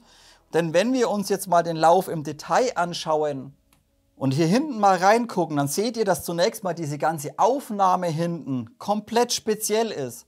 es ist kein L96-System mehr. Natürlich, es ist komplett was Eigenes und dadurch zu nix kompatibel. Ihr seid darauf angewiesen, diesen Messinglauf zu verwenden, auch wenn er kaputt ist, wenn er verschlissen ist. Ihr bekommt nichts anderes rein. So, und jetzt haben wir hier aber das gleiche Problem wie eben damals auch bei der ersten Version von der SSG 96. Da war ja der Lauf von der Qualität auch nicht wirklich der beste. Auch hier hat der Lauf genau unter der Patchfläche lauter so feine Riefen und Furchen drin. Und dadurch bekommt ihr unheimlich schnell Abrieb unter der Patchfläche. Wenn ihr das vergleicht, ja natürlich, da hinten unten drunter, dass sich das PLA von den BBs ein bisschen sammelt, ganz normal. Alles tutti. Aber das passiert euch hier eben extrem schnell, da der Lauf nicht wirklich glatt ist, sondern extrem rau ist im unteren Bereich. Und wie gesagt, das hatte die erste Version hatte das auch schon. Und dementsprechend bin ich der Meinung, dass der Lauf einfach von der Qualität nicht der beste ist. Und wie gesagt, wir haben nicht die Möglichkeit, hier einfach mal geschwind zu sagen, gut, wenn ich es nur mal sauber bekomme oder wenn die Riefen zu tief sind oder ich Körnchen reinbekomme und Kratzer reinbekomme, ich mache mir einen Edelstahllauf rein. Nö, ist nicht. Ihr macht euch genau den Lauf wieder rein und dann zerkratzt dann halt einfach wieder. Also ich verstehe es nicht, warum man immer irgendwie das Rad neu erfinden muss. Wenn ich Geld in die Hand nehme und eine neue Hop-Up-Kammer für meine Airsoft erstelle oder anlege oder konstruiere, wo wäre denn das Problem gewesen, da ein stinknormales VSR-System reinzuknallen in den L96? Geht sowas nicht, oder wie? L96, ein VSR-Bucking, bekommt man so gute Buckings her, einen gescheiten VSR-Lauf rein, Edelstahl vielleicht, super Sache, aber nein, da vermurkst man es wieder ein kleines bisschen, finde ich. Also da hat man vielleicht ein bisschen zu stark aufs Geld geachtet, wie gesagt, auch die Hop-Up-Kammer, das zeige ich euch gleich mal. Auch die Hop-Up-Kammer, wie gesagt, das ist halt alles, ja, so viel Maschinenzeit wie möglich irgendwie gespart, dass es so simpel wie möglich ist vom Fräsen her und ja, nicht mal irgendwie 1 Euro teurer wird oder so. Und wie gesagt, das hätte man so geil machen können, ein L96 Hop-Up-Kammer für ein VSR-System. Wäre doch mega gewesen. Und dann hätte man gescheit einen Lauf reinmachen können, dann hätte man gescheit Bucking reinmachen können. Nein, man macht halt wieder irgendwas Spezielles. So, und auch das Bucking, ja, jetzt wird der eine oder andere wieder daherkommen. Es ist übrigens ein klassisches Flat Hop bzw. Straight Hop, bedeutet ohne Patchfläche das Ganze, aber zumindest mit einem großen Tensioner kombiniert. Kommen wir gleich drauf zu sprechen. So, und das steckt ihr einfach da hinten drauf, so zack. Wenn es dann auf einer Seite verschlissen ist, dann könnt ihr es ein bisschen weiter drehen, könnt die nächste saubere Position verwenden, dreht es wieder ein kleines bisschen weiter. Ja, das mag für den einen oder anderen ein Vorteil sein, aber hey Leute, kommt. Das blödes Hop-Up-Bucking kostet 3-4 Euro. Wenn selbst bei einer VSR ein R-Hop-Bucking durch ist, ja mein Gott, dann kaufe ich mir für 4 Euro ein neues und wechsle es geschwind und gut ist. Ich meine, aufmachen muss ich das Ding ja so oder so, wenn ich das Ding weiter drehen will. Also hier sehe ich absolut keinen Vorteil dadurch. So, also wie gesagt, ein Straight Bucking, ihr habt es gerade schon gesehen, auch von der Fräsung hinten relativ groß, beziehungsweise eigentlich eine Art langgezogene GBB-Aufnahme hinten ohne Brücke rüber und dann steckt ihr einfach das Straight Bucking da drauf. So, das Ganze steckt dann natürlich so in der Kammer drin, habt ihr gerade schon gesehen. Und jetzt kommen wir wieder zum Punkt Tensioner. Um uns jetzt über den Tensioner unterhalten zu können, müssen wir uns vielleicht erst einmal das Einstellrädchen anschauen. Das ist von der Qualität tippitoppi, da kann man gar nicht schimpfen. Aber ihr seht auch, es ist trocken. Bedeutet, es ist hier auch in der Lauffläche nicht geschmiert, nicht gefettet und ihr drückt letztendlich über diesen Helix. Bedeutet, hier seht ihr vielleicht das Material hier innen drin ganz normal, reduziert sich, wird hier ein bisschen dicker und dadurch bewegt ihr diesen Tensioner, welcher übrigens komplett aus Zink besteht. Wartet mal, ist es Zink oder ist es Stahl? Ne, ist Zink. Diesen Zink-Tensioner drückt ihr dann letztendlich einfach volle Kanne aus Bucking drauf. Also ihr habt jetzt hier auch nicht irgendwie nochmal einen Puffer dazwischen oder irgendwas. Ihr seht auch, der Tensioner ist jetzt nicht irgendwie unten abgerundet, dass irgendwie die Kugelführung sich ein bisschen verbessert, sondern es ist einfach ein Flat Hop. Ihr drückt einfach das Bucking oben platt und das ist euer Hop-Up. Zumindest, wie gerade schon angesprochen, zumindest was ich gut finde, zumindest der Tensioner im Vergleich gerade zu ICS, die haben das ja deutlich schlechter umgesetzt. Zumindest der Tensioner ist schon mal sehr lang gezogen. Das ist vollkommen in Ordnung. Bedeutet natürlich, ihr bekommt in das Ding problemlos Hop drauf. Also 0,45, Stufe 6, Stufe 6,5. Locker ausreichend und ihr bekommt die BBs problemlos gehoppt. Also am Hop selbst oder an dem Erzeugen des Hops liegt es definitiv nicht. Das funktioniert also wirklich sehr, sehr gut. Jetzt aber ein kleines Problem meiner Meinung nach, warum die BBs so stark verziehen. Wie gesagt, erstens mal, ihr drückt es platt. Was heißt verziehen? Es gab auch schon schlechtere Airsoft-Kniften, aber es gab halt auch schon bessere. Ich weiß nicht, ob es kritisch ist oder nicht. Jetzt aber der Punkt, der Tensioner liegt eben hier drin. Und ich bin der Meinung, der hat ein kleines bisschen viel Luft. Passt mal auf. Seht ihr das, wie der da sich hin und her ein bisschen bewegen kann? So, jetzt denkt ihr euch, ja gut, aber wenn der runtergedrückt wird, dann passt es ja schon. Ja, jetzt passt aber auf, daher eben hier auch das Material innen drin nicht irgendwie geschmiert ist oder sowas und ihr bewegt euer Rädchen. Könnt ihr das erkennen? Achtet mal ein bisschen auf den Tensioner. Da haben wir vielleicht noch ein bisschen weiter hinter, aber seht ihr das?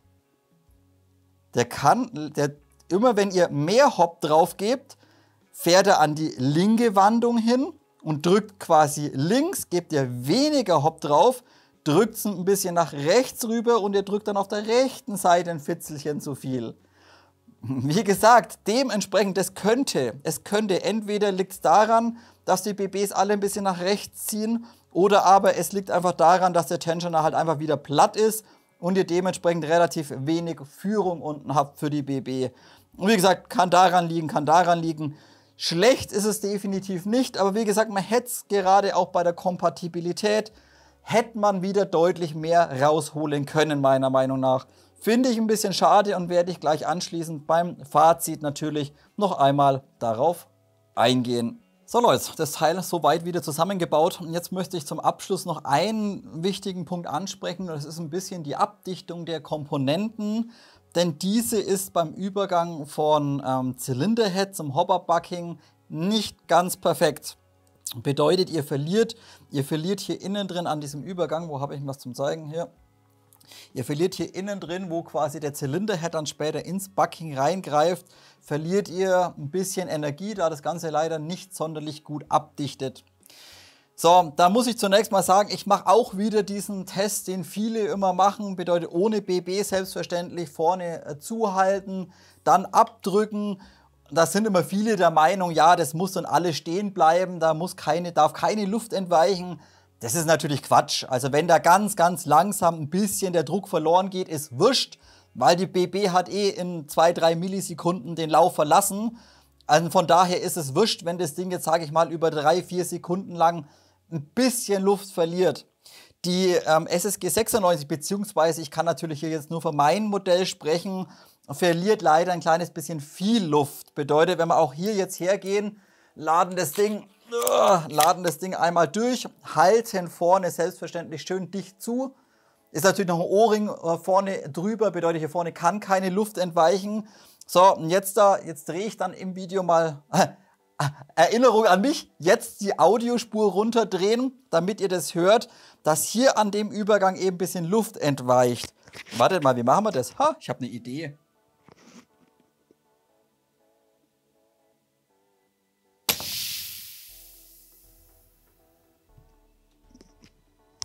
So, und ich hoffe, ihr konntet das jetzt, ich habe extra das Mikrofon jetzt mal da extra hingemacht, denn ich bin mir nicht sicher, ob man das hört. Aber ihr habt es vielleicht hören können, die Luft bläst hier wirklich instant ab. Also wirklich, ohne dass ihr langsam irgendwie zischt ein bisschen, okay, der Piston langsam vorfährt. Nein, das macht tschisch und leer. Wir können jetzt nochmal jetzt Mikrofon am Mann testen. So, und leer, Piston vorne. Wie gesagt, hier könnte das Ganze beim Übergang auch etwas besser abdichten. Euch geht hier leider ja ein bisschen arg viel Luft verloren und wir haben schon sehr wenig Volumen für ein Federdruckmodell. Da muss man schon wirklich gucken, dass das Zeug perfekt abdichtet. Für meinen Teil, es würde vielleicht sogar was bringen, wenn wir hinten auf das Bucking außenrum, entweder wenn wir was Passendes hätten, vielleicht von Maple Leaf mal gucken, so eine kleine Stahlscheibe übers Bucking hinten drüber, genau an der hinteren Kante, damit der Übergang hier enger wird und sauber abdichtet, oder wenn nicht, vielleicht sogar eine dünne Lage PTFE-Band. Nur halt aufpassen, dass ihr nicht über die Patchfläche mit dem PTFE-Band drüber geht. Wie gesagt, da wäre ein bisschen Optimierung hier innen drin, wäre sicherlich vom Vorteil, was eben Volumen und Energieabgabe angeht. Gut Leute, das soll es gewesen sein. Video Norwich SSG 96 in der MK2 Variante, und ich habe natürlich auf einem kleinen Spickzettel fürs Fazit wieder sehr viele Punkte stehen, über die wir vielleicht jetzt im Nachhinein nochmal kurz sprechen sollten. Beginnen wir erstmal bei den positiven Punkten, und das habe ich auch bei der MK1 damals gegeben oder bei der ersten Version vor 3 Jahren. Die Verarbeitungsqualität in Bezug auf das Preis-Leistungs-Verhältnis ist vollkommen in Ordnung. Bedeutet natürlich hier, ihr habt hier so ein bisschen so einen Versatz drin im Kunststoff, so scharfe Gusskanten. Das Ding kostet halt 400 Euro, eine ICS Tomahawk kostet 600 Euro oder eine Silverback. Dementsprechend, wie gesagt, das ist in Ordnung. Und auch, dass man halt den Receiver CNC gefräst hat und nicht aus Guss, das Rohr aus Alu ist schön gerade, sauber von der Qualität her. Dementsprechend die Verarbeitungsqualität ist tipptopp. Ich habe euch einen Punkt vorhin angesprochen, was mich ein kleines bisschen stört. Das ist eben das Spiel ein bisschen im Schaft hinten drin, dass das alles ein kleines bisschen wackeln kann da hinten. Ich wüsste aber selbst nicht, wie sie es hätten besser machen sollen. Bedeutet, diese Lösung mit diesem Doppelpin, das ist schon wirklich gut. Und auch die Toleranzen sind wirklich extrem eng. Aber wenn da halt ein Fitzelchen Luft irgendwo im Scharnier ist, das macht sich halt auf die Länge da hinten bemerkbar. Und wie gesagt, bisschen schade, aber ich wüsste selber nicht, wie sie es hätten besser machen können. Dementsprechend gesamte Verarbeitungsqualität ein Pluspunkt. Der zweite Pluspunkt, die Materialien sind streng genommen auch in Ordnung. Da wird zwar ein Punkt ein bisschen falsch beworben, finde ich zumindest. Aber wie gesagt, komplett aus CNC gefräst, das gesamte Gehäuse oben. Das Rohr aus Alu, schön dickwandig, nicht zu dünn. Auch wenn ihr mal irgendwo gegen einen Baum dagegen prügelt oder sowas, das Ding verbiegt euch nicht gleich. Das ist in Ordnung. Und auch so kleinere Teile, sage ich mal, vom Material her, gerade das Abzugssystem innen drin, Edelstahlzylinder, das passt alles. Das ist wirklich in Ordnung. Worauf ich aber jetzt noch mal kurz eingehen möchte, wie gesagt, ich gebe einen Pluspunkt auf Material, aber im Shop steht Full CNC und das ist natürlich absolut nicht der Fall. Bedeutet, das Modell hat unheimlich viele Zinkguss und letztendlich auch Alugussteile. Das gesamte Scharnier da hinten, das ist alles aus dem Zinkguss gefertigt. Auch der Block da hinten ist aus Zinkguss. Von der Abzugsgruppe das gesamte Gehäuse ist aus Zinkguss gefertigt. Also Full CNC. Ja, der Receiver, aber dann schreibt's halt auch rein Full CNC Receiver und macht nicht so einen fetten Banner auf dem Shop Full CNC, weil das ist es definitiv nicht. Wie gesagt, Material gebe ich einen Pluspunkt. Was sie geil gemacht haben, ist das Einstellen des Hop-Ups. Bedeutet, ihr habt hier vorne so eine kleine Abdeckung drauf. Die schiebt ihr ein bisschen kräftig nach vorne, die ist aus Kunststoff und dann kommt hier unten dann über den Durchgang ans Einstellrädchen vom Hop-Up ran. Und das funktioniert wirklich klasse. Bedeutet, der Durchgang ist groß genug, ihr kommt mit dem Finger wunderbar hin, auch mit Handschuhen an. Ihr könnt es unheimlich fein einstellen. Es ist nicht zu scharfkantig abgestuft, dass ihr gleich beim Millimeter irgendwie gleich zu viel Weg zurücklegt mit dem Tensioner. Nein, sondern sehr, sehr fein abgestuft und es funktioniert rein vom Einstellen wirklich perfekt. Also das haben sie geil gemacht und natürlich auch vom Tensioner her oder von der Bremswirkung des Buckings oder des Hop-Up-Systems selbst. Klar, natürlich kann das Ding problemlos 0,45 Gramm hoppen. Das funktioniert tadellos. Bloß wo die hinfliegen, sprechen wir dann gleich drüber. Aber wie gesagt, das haben sie geil gemacht. Hop-Up gebe ich einen Pluspunkt beim Thema Einstellen. So, und mein letzter Pluspunkt, ich finde allgemein diesen Klappschaft finde ich wirklich gut. Wie gesagt, die Verarbeitungsqualität vielleicht ein bisschen kostenbedingt nicht die beste. Aber hey Leute, es ist ein geiler L96-Schaft mit Klappfunktion. Ihr könnt hinten einen Monopod reinzömpeln, wenn ihr wollt. Ihr habt die Zweibeinaufnahme. Das finde ich einfach schick. Wie gesagt, hier vielleicht noch ein Fake-Magazin, dann wäre es perfekt. Also ich mag den Schaft, wie gesagt, auch Polyamid-Kunststoff, nicht irgendwie zu dünnwandig, schön solide, robust, fühlt sich von der Haptik geil an. Dementsprechend auch hier einen Pluspunkt auf den Schaft. So, jetzt kommen wir ein bisschen zu den Neutralpunkten, wo ich jetzt auch nicht weiß, kann man es jetzt für den Preis in Kauf nehmen oder ist es eher kritisch oder kann man es ignorieren? Und das ist zunächst mal der eine Punkt, den auch die alte Version schon hatte. Das ist eben die Schlagkante hier hinten drauf. Bedeutet, wenn ihr letztendlich repetiert, ich zeige es nochmal ganz kurz, Ich zeige es nochmal ganz kurz, wer es überseppt hat. Habt ihr hinten natürlich am Zylinder diesen Block dranhängen. Und der Block ist im unteren Bereich scharfkantig. Und dann habt ihr hier letztendlich diese Aufnahme, diese leichte Schräge. Und wenn ihr dann den Zylinder nach vorne fahrt, dann haut ihr immer oder schlagt ihr immer da hinten auf diese Kante dagegen. Und dadurch scheuert sich sehr schnell und zeitnah scheuert sich dann da hinten das Material ab. Bedeutet, es wird alles blank, das ist nicht mehr schwarz, sondern abgescheuert. Und es sammeln sich sogar innen drin, habe ich euch bei den Internals gezeigt, sammelt sich ein bisschen so Materialabrieb.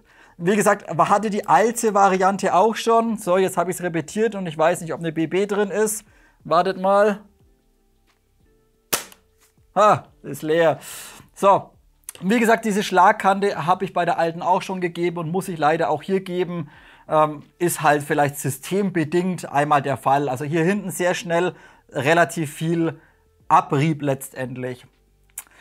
So, und dann kommen wir nochmal auf das Thema Hop-Up zu sprechen. Da habe ich mehrere Punkte. Zunächst mal der eine Punkt, wie gerade schon angesprochen, positiv. Es lässt sich saugeil einstellen. Es war mir aber nicht möglich, mit dem Modell gerade auszuschießen, ohne dass die Kugel einen Rechtsdrall gehabt hat. Und das nicht erst irgendwo bei 80 Meter, sondern bereits nach 50 Meter ist das Ding 1 Meter nach rechts weggeflogen. Und wie gesagt, an 3 Tagen probiert. Es war zweimal was wirklich windig. Natürlich kann ich nichts zu sagen, da war der Wind wahrscheinlich schuld. Aber an dem letzten Tag diese Woche war es wirklich windstill und ich musste die ganze Knifte dennoch leicht nach links neigen, damit die BB gerade geflogen ist. Also irgendwas passt da nicht, entweder mit dem Lauf, ich habe auch einen Lauf durchgeputzt natürlich, selbstverständlich, aber ich habe es euch auch gezeigt, sehr viel Abrieb im Lauf drin, unter der Patchfläche, ist ein bisschen rau letztendlich der Lauf, nicht wirklich schön glatt innen drin und auch der Tensioner kann sich beim Einstellen ein bisschen verstellen, nicht verstellen, aber der hat einfach in der Aufnahme vielleicht ein bisschen zu viel Spiel. Bedeutet, er rutscht ein bisschen nach links, ein bisschen nach rechts innen drin und je nachdem drückt er dann vielleicht ein bisschen schräg. Wir haben natürlich hier wieder ganz klassisches Flat-Hop-System, bedeutet auch der Tensioner ist nicht irgendwie leicht gerundet, dass ihr so eine Art Führung für die BB habt, sondern es ist einfach nur Blatt. Und dementsprechend drückt ihr auch einfach Blatt aufs Bucking oben drauf. Das ist euer Hop-Up-System. Ihr habt auch nicht noch irgendwie zusätzlichen Zwischenpuffer, dass irgendwie, wenn der Druck zu hoch wird, dass es alles ein bisschen nachgeben kann oder sowas. Nein, ihr drückt einfach mit dem Alu- oder Zink-Tensioner volle Rotze aufs Bucking drauf und fertig. Das ist euer Hop-Up-System. Wie gesagt, die Reichweite war okay, aber der Drall nach rechts war bei anderen Modellen vielleicht ein kleines bisschen besser. Wie gesagt, vielleicht hat irgendwie der Lauf irgendwo eine Macke innen drin, keine Ahnung. Auf jeden Fall gebe ich hier einen Neutralpunkt dafür und nur einen Neutralpunkt, denn ich weiß natürlich nicht, wie andere Modelle sind. Wie gesagt, wenn der Chinese da irgendwo Macke in den Lauf reingebracht hat oder das Ding irgendwie verzogen ist, ja, dann hat man den Salat schon. Muss natürlich nicht bei jedem Modell sein. Bei meinem Modell ist es so, dementsprechend einen Neutralpunkt dafür. So, der nächste Neutralpunkt, den können wir vielleicht ein kleines bisschen kombinieren, denn da muss ich leider auch heute einen Kritikpunkt geben, was ich bei der MK1 nicht gegeben habe, weil, keine Ahnung, vergessen oder so. Zunächst mal ein Neutralpunkt. Das Modell geht im Vergleich zu anderen aufgrund des Zylindervolumens unheimlich schwer zum Repetieren, finde ich. Wie gesagt, nach 250 Schuss, ihr hättet mich am nächsten Tag mal sehen sollen. Gut, ich hätte vielleicht noch irgendwie einen Plattenträger anziehen sollen oder so. Aber nur mit dem Pullover und mit dem T-Shirt, ich hatte am nächsten Tag so einen blauen Fleck da oben. Das sah echt grausam aus. Wie gesagt, ihr müsst einfach bei dem Modell aufgrund des Volumens oder des geringen Zylindervolumens sehr viel Kraft aufbringen zum Repetieren, was bei anderen Federdruckmodellen mit einem größeren Zylinder nicht der Fall ist. Die können ja teilweise mit einem Finger zurückziehen und habt trotzdem 3 Joule auf dem Ding drauf. Geht hier leider aufgrund des Zylindervolumens nicht und dementsprechend hier ein Neutralpunkt. Wer jetzt den ganzen Tag in der Muggibude rumrennt und so einen Oberarm hat, der jetzt spannt das Ding wahrscheinlich mit einem kleinen Finger oder so. Für mich persönlich geht es ein kleines bisschen schwer. So, und der letzte Neutralpunkt, da bin ich mir eben unschlüssig. Oder kann ich euch nicht 100% genau sagen. Ich habe es euch gezeigt, der Receiver oben oder Verschlussgehäuse hat vom Schützen aus auf der linken Seite ja diese Abdeckung quasi drin. Habe ich euch gezeigt, bei den Internals könnt ihr rausschrauben, dann wird der Durchgang nach links für einen Kammerstängel offen. Ich weiß es aber selbst nicht mehr genau. Ich meine aber, bei der alten Variante war es noch möglich, mit einem anderen Kammerstängel, glaube ich, das Ganze auf links umzubauen. Geht es jetzt noch oder geht es jetzt nicht mehr? Und wie gesagt, ich habe jetzt nicht extra so einen Kammerstängel irgendwie für Linkschützen gefunden. Weiß ich nicht. Ich gebe es jetzt einfach mal als Neutralpunkt, denn so wie das Modell kam, war es mir jetzt nicht möglich, das irgendwie einfach umzudrehen, denn dann passt die Kante da irgendwie nicht mehr zusammen. Also wie gesagt, vielleicht funktioniert es auch nicht, keine Ahnung. Ich gebe auf jeden Fall mal einen Neutralpunkt. Gegebenenfalls nicht Ambidex, aber für Ambidex ausgelegt oder sowas. Wie gesagt, schaut lieber nochmal, wenn auf der Norwich-Seite irgendwie ein Video ist, wo gezeigt wird, wie das umgebaut wird, dann streicht den Punkt einfach raus. Ich weiß es halt aktuell einfach nicht. So, jetzt habe ich 2 Kritikpunkte. Den einen Kritikpunkt haben wir gerade schon drüber gesprochen, was ich bei der MK1 leider nicht gegeben habe. Thema Zylindervolumen. Und genau hier hat es einfach die letzten Monate oder auch die ganzen letzten Modelle, die wir uns alle angeschaut haben, von Federdruckmodellen, hat es einfach gezeigt, je größer das Volumen, je größer und fetter der Zylinder, desto leichter geht es, das Ding zu repetieren, auch wenn sie mehr Energie liefern, teilweise wie die SSG 96. Wie gesagt, ich erinnere euch kurz dran, auch diese Tomahawk war jetzt nicht das Gelbe vom Ei von ICS, keine Frage. Aber die hat so einen fetten Zylinder da hinten drin gehabt, dass ihr 3,2 Joule oder 3,4 Joule fast mit dem Finger repetieren konntet. Also die ging ganz leicht, zack, klack. Und da hängt er halt echt dran wie ein Schmied. Und dementsprechend das Modell auch bedingt mit einem Verhältnis von 2,3:1 bedingt eigentlich für diese schweren BBs wirklich geeignet. Bedeutet, selbst mit einer SALG habt ihr teilweise schon ein Verhältnis von 2,3:1 oder mit einem SA25-Zylinder sogar teilweise noch ein bisschen mehr. Natürlich immer Lauflänge bezogen. Aber wie gesagt, ich finde, das Modell hat ein bisschen einen zu kleinen Zylinder drin. Ist jetzt natürlich nicht die Schuld irgendwie vom Norwich-Team, ist einfach L96 bedingt. Die Modellserie hatte einfach schon immer einen sehr kleinen Zylinder, was andere Modelle besser machen. So, und der letzte Kritikpunkt, und Leute, die muss ich leider geben, das mit dem Hop-Up, das ist alles super. Die haben sich was einfallen lassen, das mit dem Einstellen, hier mit dem Drehrädchen, das passt schon alles. Aber was soll denn der Murks, dass es zu nichts kompatibel ist? Das finde ich schade, wisst ihr, dann schreibt ihr seid Enthusiasten für Airsoft. Ja, ich bin auch Enthusiast für Airsoft, aber ihr wisst ja auch, jeder Spieler, der schon lange Airsoft spielt, bevorzugt eine gewisse Art von Hop-Up-Systemen. Der eine spielt einen Flat-Hop, der andere spielt lieber einen R-Hop, der eine spielt Deathbucking, der andere mag lieber Deathbucking. Jeder hat seine Erfahrungen gemacht. Und hier nehmt ihr uns jetzt aufgrund der Nicht-Kompatibilität, dass wir uns unser eigenes Hop-Up bauen können, obwohl ihr sogar eine eigene Hop-Up-Kammer fräst. Warum macht ihr das? Versteht mich nicht falsch, es ist okay, man hat sich was dabei gedacht. Okay, jetzt nehmen wir mal an, der Messinglauf, wie gesagt, nutzt sich relativ zügig ab. Unten seht ihr schon ein bisschen Abrieb dran. Nicht kompatibel zum Edelstahllauf. Will ich einen hochwertigen Edelstahllauf drin haben? Passt nichts. Ich muss wieder den gleichen Mistlauf reinbauen, der drin verbaut ist. Möchte ich ein R-Hop-Bucking haben? Möchte ich keine Ahnung. Wieder zu nichts kompatibel, weil es passt nur euer Straight-Bucking rein. Warum denn? Wenn ihr schon die Hop-Up-Kammers neu macht und fräst, was wäre denn das Problem gewesen? Macht das Ding doch VSR-kompatibel. Dann hätte jeder sein VSR-Bucking reinstopfen können, wie er gewollt hätte, sein VSR-Lauf und fertig. Jeder wäre glücklich gewesen. Also das finde ich schade, das finde ich ein bisschen, meiner Meinung nach auch ein bisschen kritisch. Man nimmt erfahrenen Spielern aufgrund der Nicht-Kompatibilität, nimmt man ein bisschen so die Flexibilität aus dem System. Und das finde ich ein bisschen schade, das hätte man besser machen können. So Leute, genau, früher war es ja noch ein L96-System von der Well. Da hat zumindest noch ein Maple Leaf Bucking damals reingepasst. Hier passt halt jetzt nichts mehr. Müsst ihr halt das Zeug so nehmen, wie es kommt. Und ja, seid limitiert letztendlich. Also ein Kritikpunkt.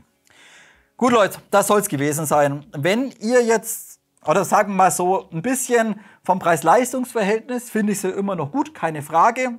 Wenn man aber jetzt ein bisschen auf den Markt schaut, findet man auch andere Modelle, die vielleicht mal 50 € mehr kosten oder lass mal 100 € mehr kosten. Aber ihr habt dadurch kleinere Vorteile, gerade was eben auch Kompatibilität Hop-Up angeht, was das Volumen, was die Zylindergröße angeht. Wie gesagt, da gibt es mittlerweile schon andere Modelle, da kommt das L96 oder die SSG 96 nicht mehr ganz hin oder kann nicht mehr ganz mithalten. Dennoch ist sie selbstverständlich das beste L96-Modell im Airsoft-Bereich, was man bekommt. Bedeutet, wenn ihr einfach sagt, ja nee, geil, hier ist ein L96 oder die anderen sagen halt, ist eine AWM, ja, von mir aus. Ja, natürlich, dann ist das beste L96 Modell, was ihr auf dem Airsoft-Markt bekommt. Ist einfach so. Und dann müsst ihr halt in Kauf nehmen, dass ihr einfach einen kleineren Zylinder drin habt. Dann müsst ihr mit dem Hop-Up klarkommen. Und wie gesagt, ist okay, dann kauft sie euch. Wer jetzt sagt, nee, es ist mir eigentlich wurscht, das Ding soll bloß gerade ausschießen, dann gibt es halt leider auch andere Modelle.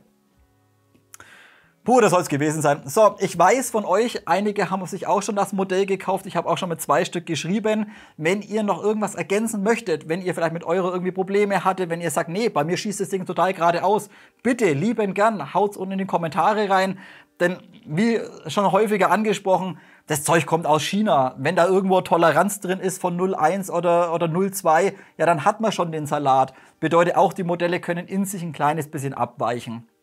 Wie gesagt, eure Erfahrung jederzeit alles unten ins Kommentarfeld rein. Auch wenn ihr weitere Fragen habt, ihr wisst Bescheid. Klatscht einfach alles unten rein. Wenn es euch gefallen hat, Like, Abo und vielleicht eine Mitgliedschaft auf Patreon dalassen. Ich würde mich natürlich mega drüber freuen. Und wir sehen uns hoffentlich nochmal vor Weihnachten zu noch einem kleinen Video. Bis dahin, haut rein.